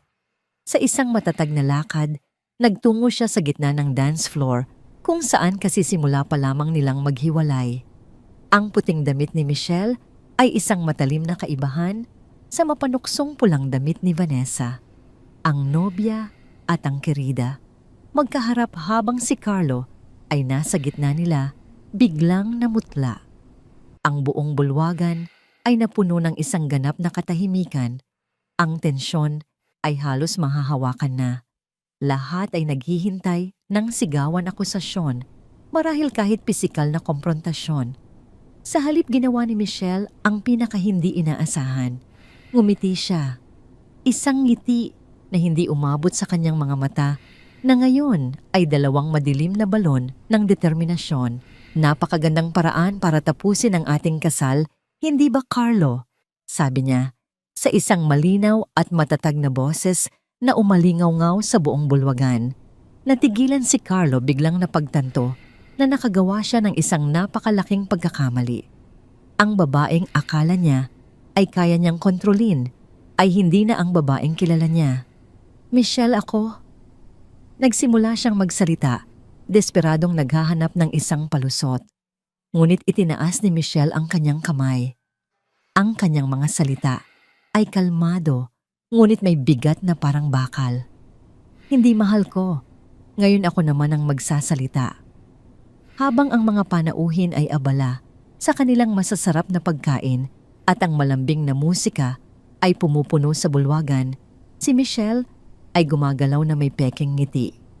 Siya ay tumatayo nakikipag-usap sa mga bisita at tumatanggap ng mga pagbati para sa isang pagsasamang namatay na ilang oras pa lamang ang nakalipas. Ngunit sa likod ng kanyang kalmadong panlabas ang kanyang isipan ay gumagana ng may lamig at kalinawan na hindi pa niya naramdaman kailanman. Sa loob ng maraming taon, si Michelle ay isang anino lamang sa mga ganitong pagtitipon. Siya ang tahimik na nagsasalin ng alak sa mga baso, ang nag-aalis ng mga platong pinagkainan, habang ang mga mayayaman ay nagbabahaginan ng kanilang mga sikreto sa pag-aakalang walang nakakarinig. Dahil dito, kabisado niya ang bawat sulok ng mga mararangyang bulwagang ito. Alam niya ang mga nakatagong pasilyo, ang mga silid pahingahan ng mga empleyado, at kung saan madalas iniiwan ng mga bisita ang kanilang mga gamit kung ayaw nilang bitbitin ang kanilang mga bag buong gabi. At may napansin siyang isang mahalagang bagay. Si Vanessa ay may isang partikular na ugali. Sa bawat kaganapan na dinaluhan nila palagi, nitong iniiwan ang kanyang mamahaling bag at telepono sa isang maliit na locker sa lugar na para lamang sa mga VIP staff, isang lugar na tago ngunit madaling puntahan. Pupunta lang ako sa palikuran. Paalam ni Michelle sa mga tiyahin na nakapalibot sa kanya na nag-aalok ng mga payo sa pag-aasawa. Ngunit sa halip na magtungo Sa pangunahing palikuran ng mga bisita, lumiko si Michelle sa isang pasilyo sa gilid, ang parehong pasilyo na daan-daang beses na niyang dinaanan habang may bitbit na mabibigat na tray. Binati siya ng mga waiter na nakakasalubong niya, walang kamalay-malay sa kanyang tunay na pakay. Para sa kanila, normal lamang na alam ng bagong kasal ang mga lugar na yon dahil alam nila ang kanyang nakaraan bilang isa sa kanila. Ginang Michelle, naghahanap po ba kayo ng sandaling katahimikan?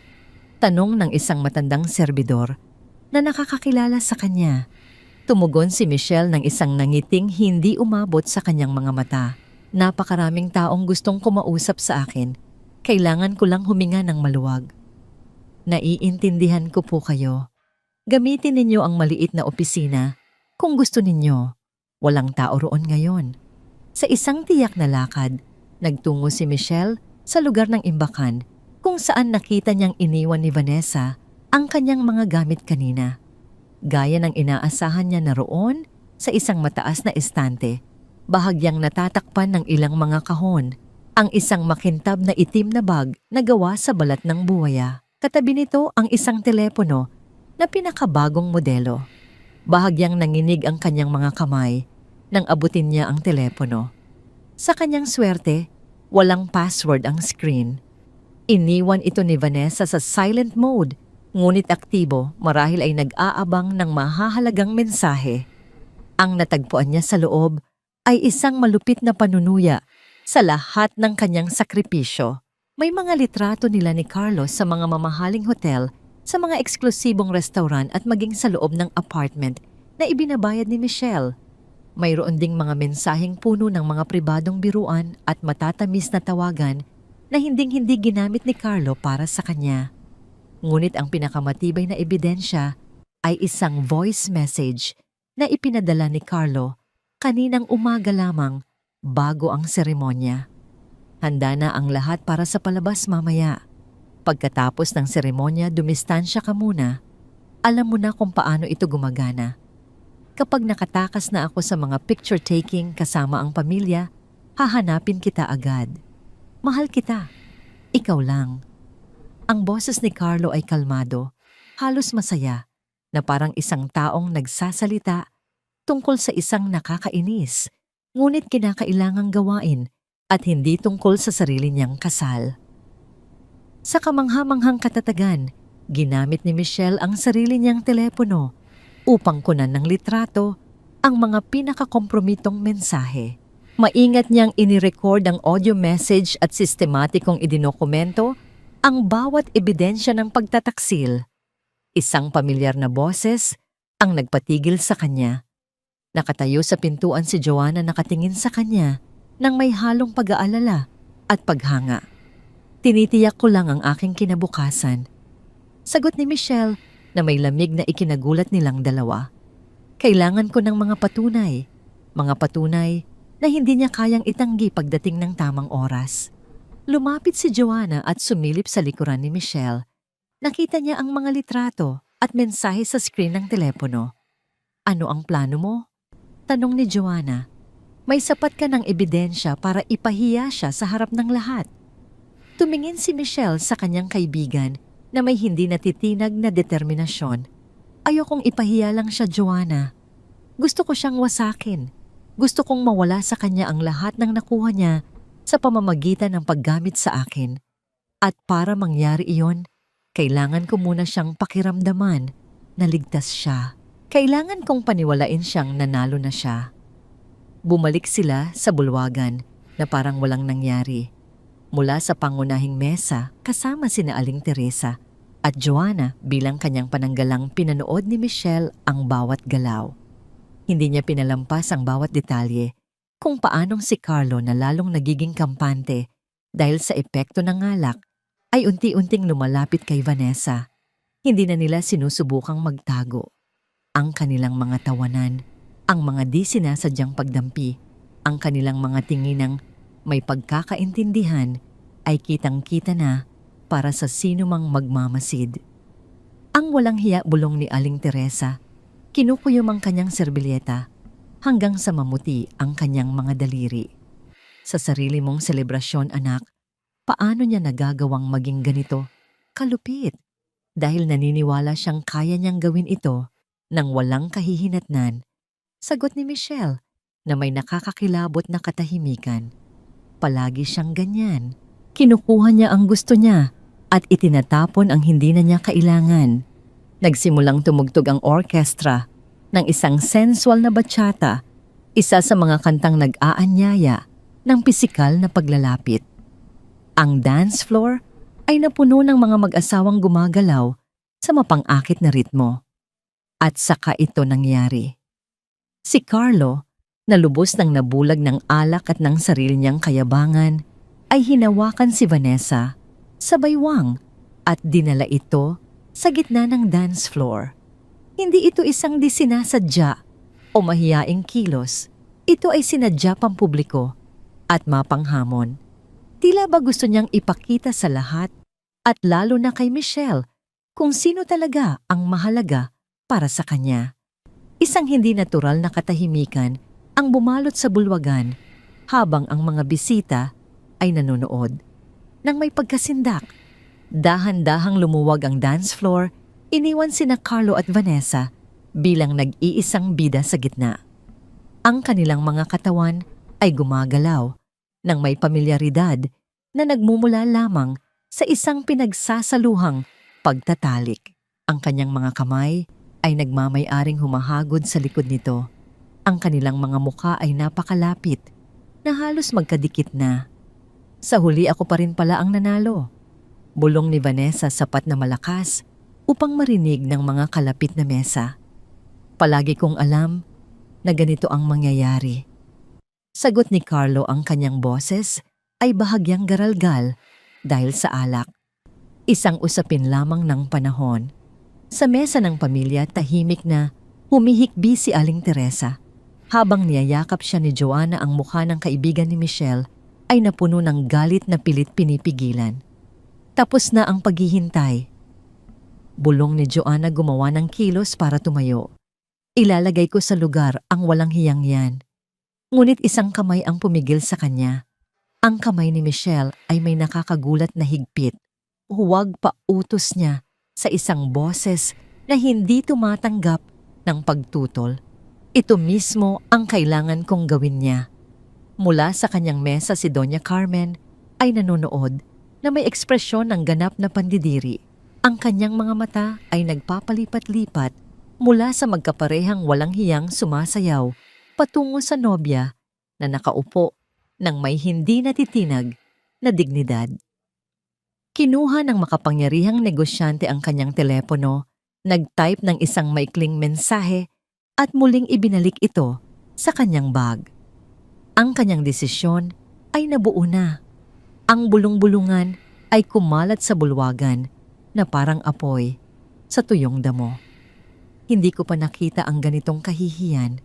Kawawang babae, tingnan mo kung paano siya tratuhin sa sarili niyang kasal. Noon pa man alam ko ng oportunista ang Carlong iyan. Nang matapos ang musika, nanatili pa silang magkayakap ng ilang segundo na parang hinahamon ng mundo na husgahan sila. Hinalikan ni Carlo si Vanessa sa pisngi. Ngunit pagkatapos, may nangyaring hindi inaasahan. Tumayo si Michelle. Naglakad siya patungo sa gitna ng dance floor at dumating doon sa eksaktong sandali na nagsisimula pa lamang maghiwalay ang dalawa. Napakagandang paraan para tapusin ang ating kasal, hindi ba, Carlo? Sabi niya. Pagkatapos ng kanyang mga salita, sa halip na atakihin ang dalawa, naglakad si Michelle nang diretso patungo sa entablado kung nasaan ang MC. Walang takot niyang kinuha ang mikropono mula sa naguguluhang host. Tumingin siya sa buong bulwagan at ang kanyang boses na pinalakas na ngayon ng sound system ay malinaw at matatag. Maaari po bang itigil muna natin ang musika? Mayroon lamang akong ilang bagay na gustong sabihin sa aking mga pinakamamahal na bisita. Ang katahimikan sa marangyang bulwagan ay napakakapal na halos mahahawakan na. Lahat ng mga mata ay nakasunod kay Michelle habang siya sa kanyang nagniningning na puting damit ay umaakyat sa maliit na entablado kung saan nakapwesto ang orkestra. Ang kanyang bawat hakbang ay kalmado at sinadya. Pakiusap, itigil muna ang musika. Sabi niya sa MC, ang kanyang boses ay malinaw at hindi nanginginig. Kailangan kong kausapin ang aking mga bisita. Tumingin sa kanya ang lalaki nang may pagtataka, ngunit mayroong isang bagay sa mga mata ni Michelle, isang lamig, isang determinasyon na pumigil sa kanya na kwestiyunin ang kanyang kahilingan. Sa isang senyas, pinatigil niya ang orkestra. Ang huling nota ng kanta ay nanatili sa hangin bago ito lamunin ng isang nag-aabang na katahimikan.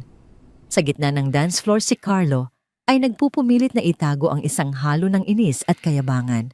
Sa tabi niya, si Vanessa ay ngumiti ng may kasamaan, nag-aabang sa inaasahan niyang palabas mga luha, sigawan isang pampublikong pagwawala na tuluyang wawasak sa anumang natitirang dignidad ni Michelle.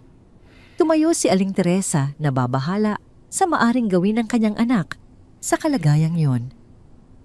Ngunit maransyang pinigilan ni Joanna. Hayaan ninyo siya, tita. Bulong nito. Sa tingin ko, alam na alam niya ang kanyang ginagawa. Inabot ng MC ang mikropono kay Michelle na kinuha ito ng may kamanghamanghang katatagan. Hinarap niya ang 200 bisita na nanonood sa kanya nang may halo-halong hiya, para sa kanya masakit na kuryosidad at awa.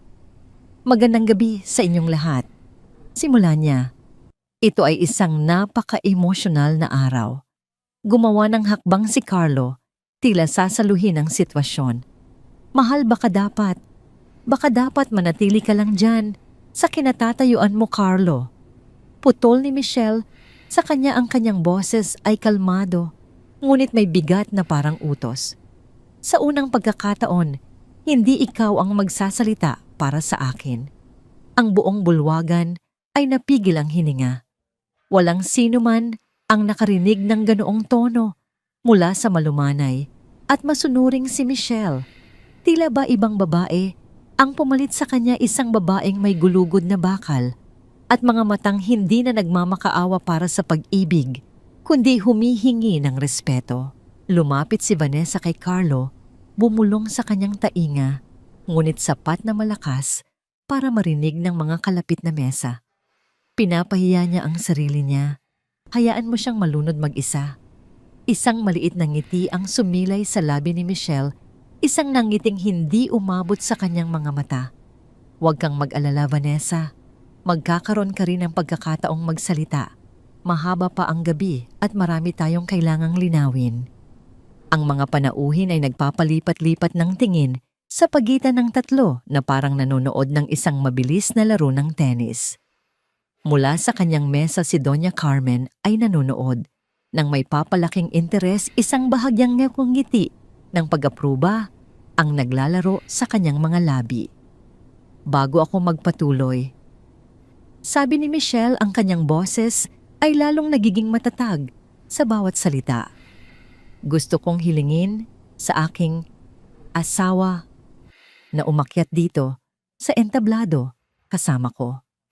Tutal ito naman ang ating gabi, ang ating sandali ng katotohanan. Dahan-dahang umakyat si Carlos sa entablado. Ang kanyang kayabangan ay hindi pa rin nawawala, ngunit may bahid na ng kaba sa kanyang mga mata. Tumayo siya sa tabi ni Michelle at ipinatong ang kanyang kamay sa baywang nito na parang nagmamay-ari. Nandito ako, mahal ko, sabi niya sa isang matamis na boses na nakakadiri. Gaya ng dati, nasa tabi mo. Ngunit ang mga mata ni Michelle ay nag-aapoy na sa isang determinasyon na nagpanginig sa ilang mga bisita sa kanilang upuan.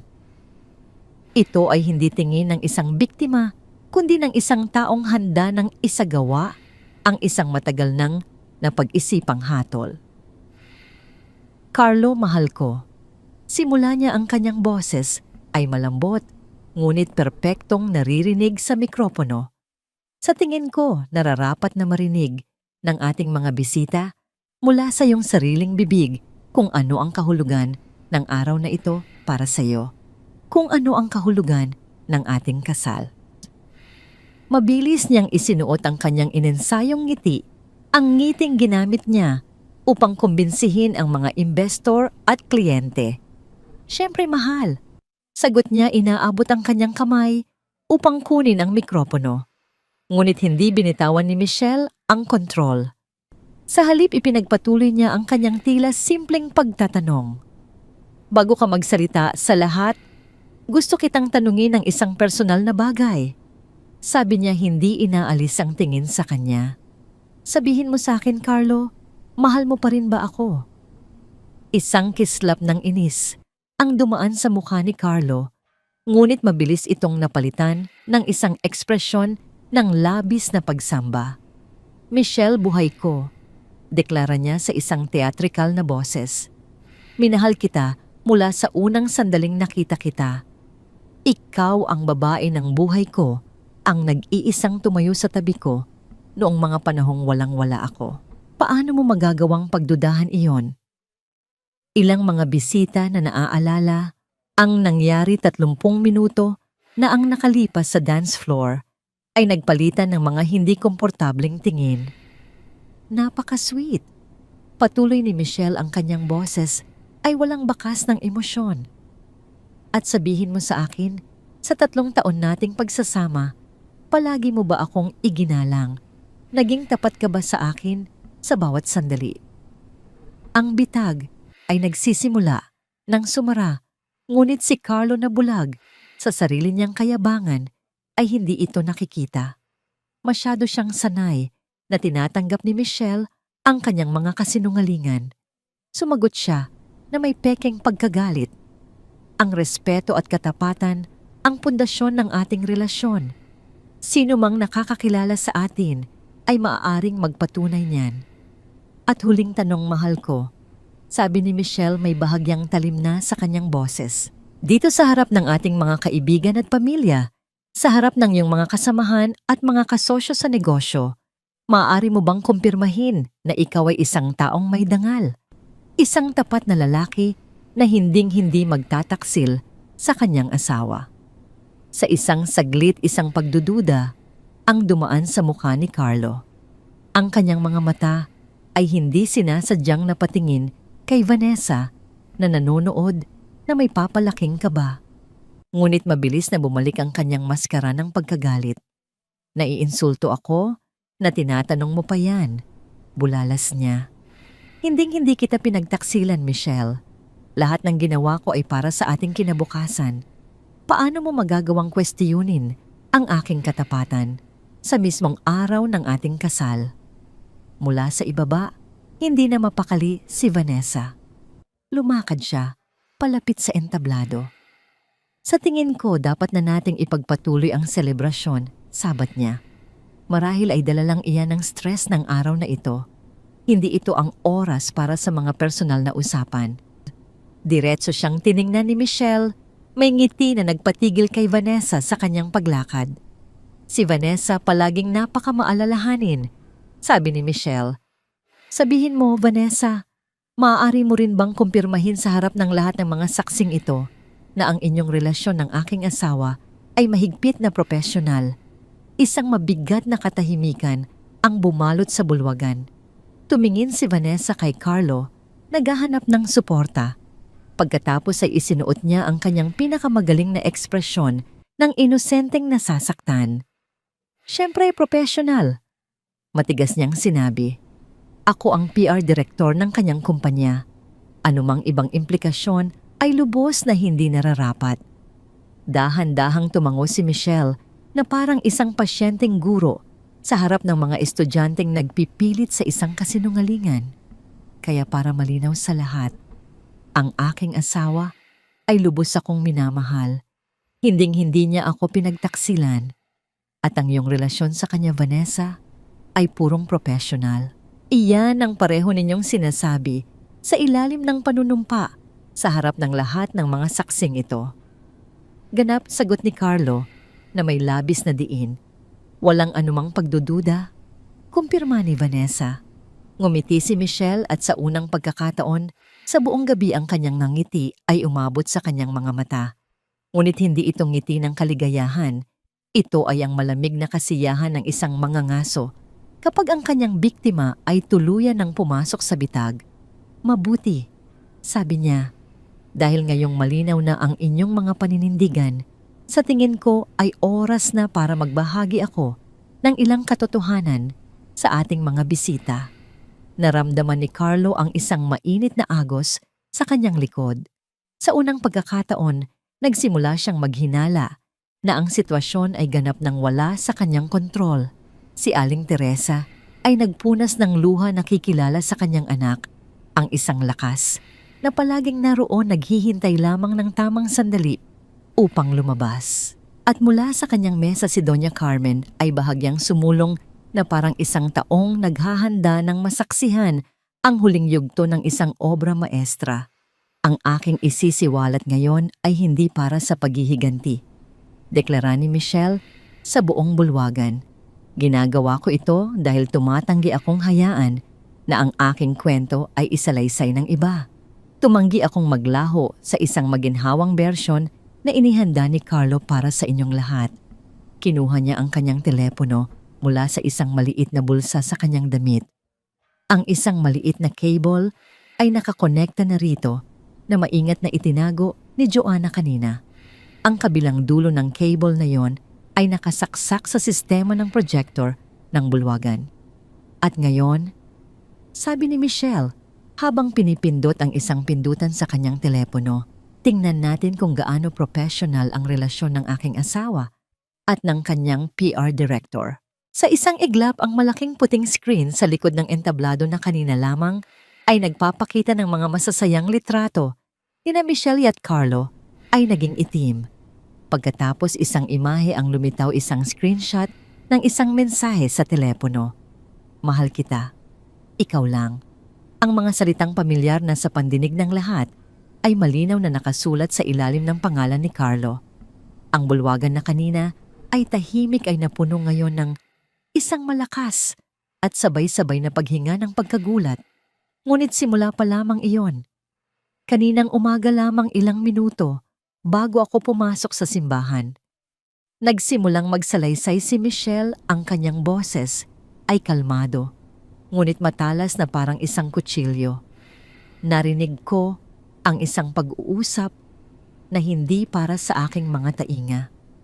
Tiningnan niya si Carlo ng diretso sa mata. Gusto mong malaman kung ano ang narinig ko, Carlo, hayaan mong i-refresh ko ang iyong memorya. Habang nagsasalita siya, pinindot niya ang isa pang pindutan sa kanyang telepono. Ang boses ni Carlo malinaw at hindi maikakaila ay umalingaw-ngaw sa buong bulwagan mula sa mga speaker. Si Michelle ay kasing predictable ng pagsikat ng araw.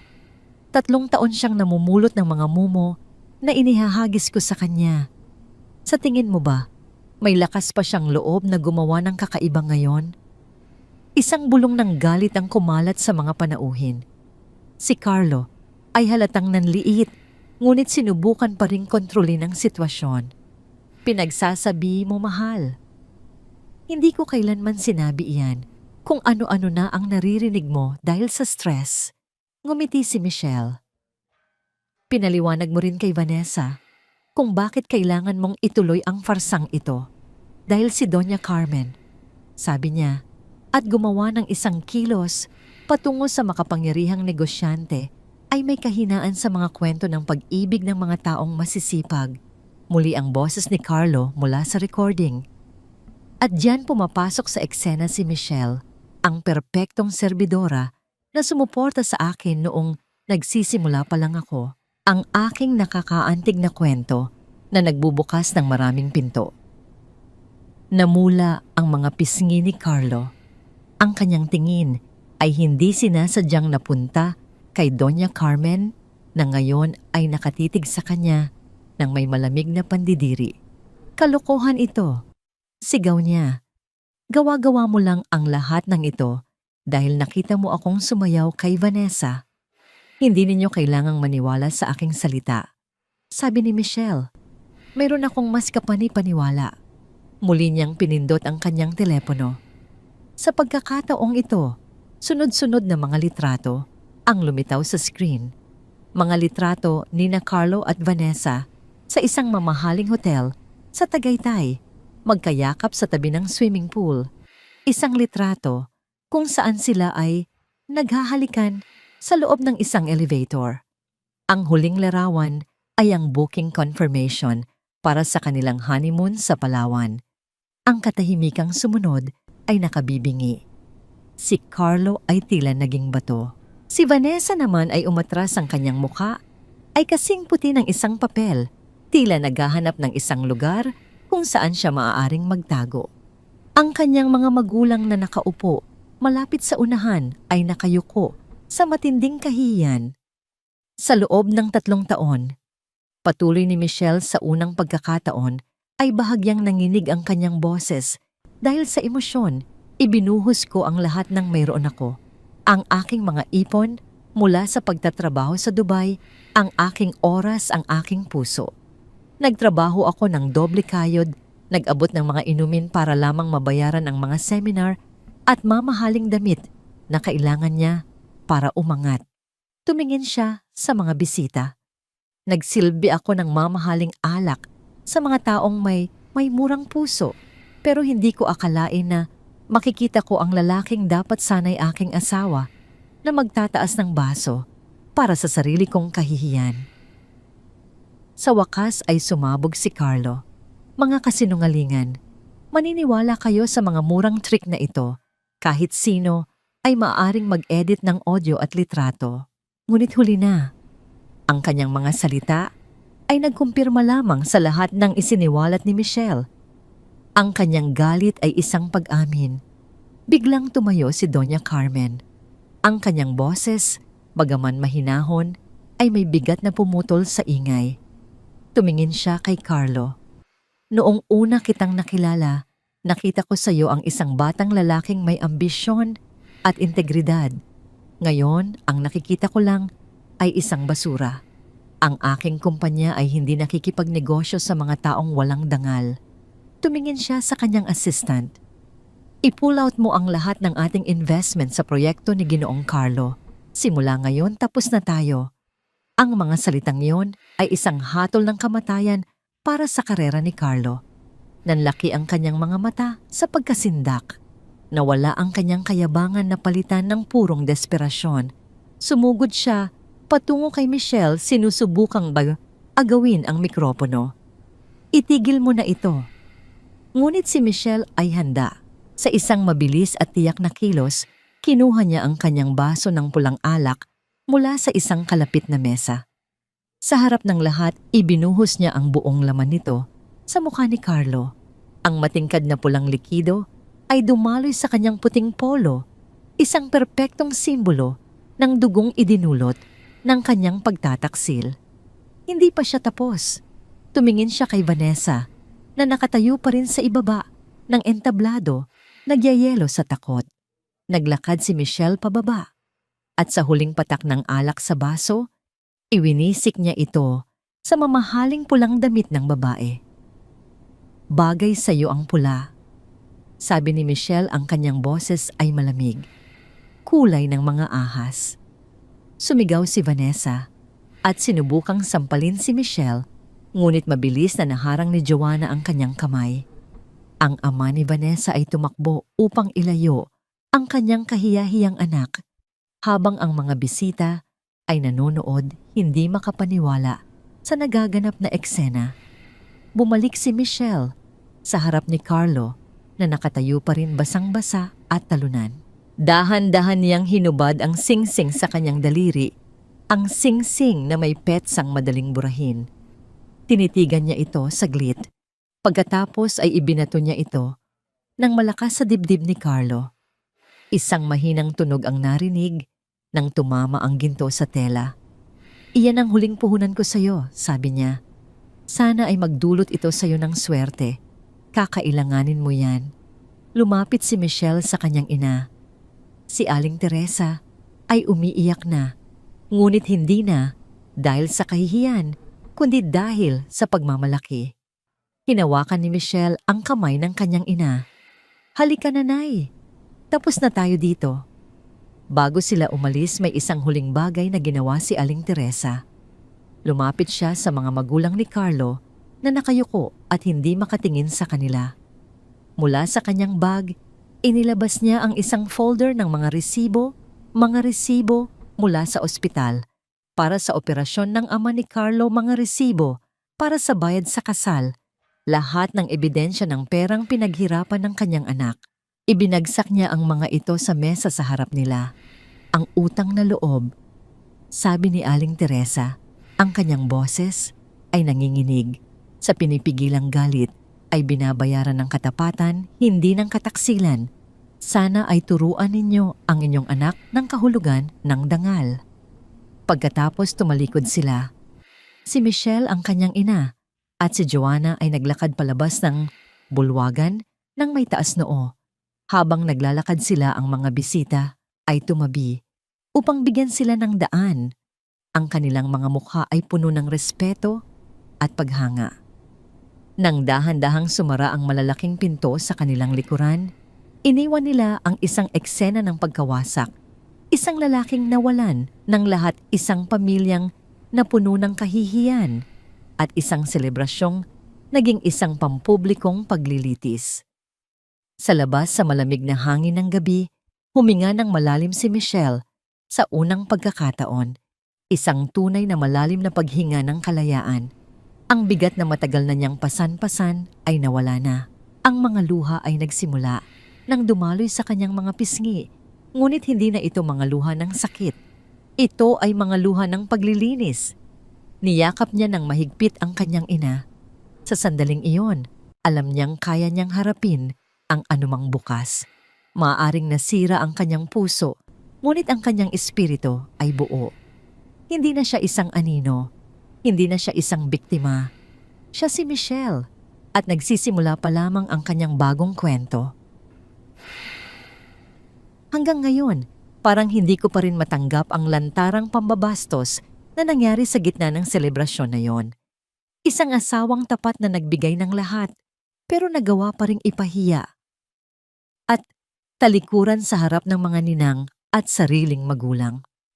Saan nga ba kinuha ng lalaking iyon ang kapal ng mukha na bastusin ng babaeng nagligtas sa pamilya niya sa gitna ng hirap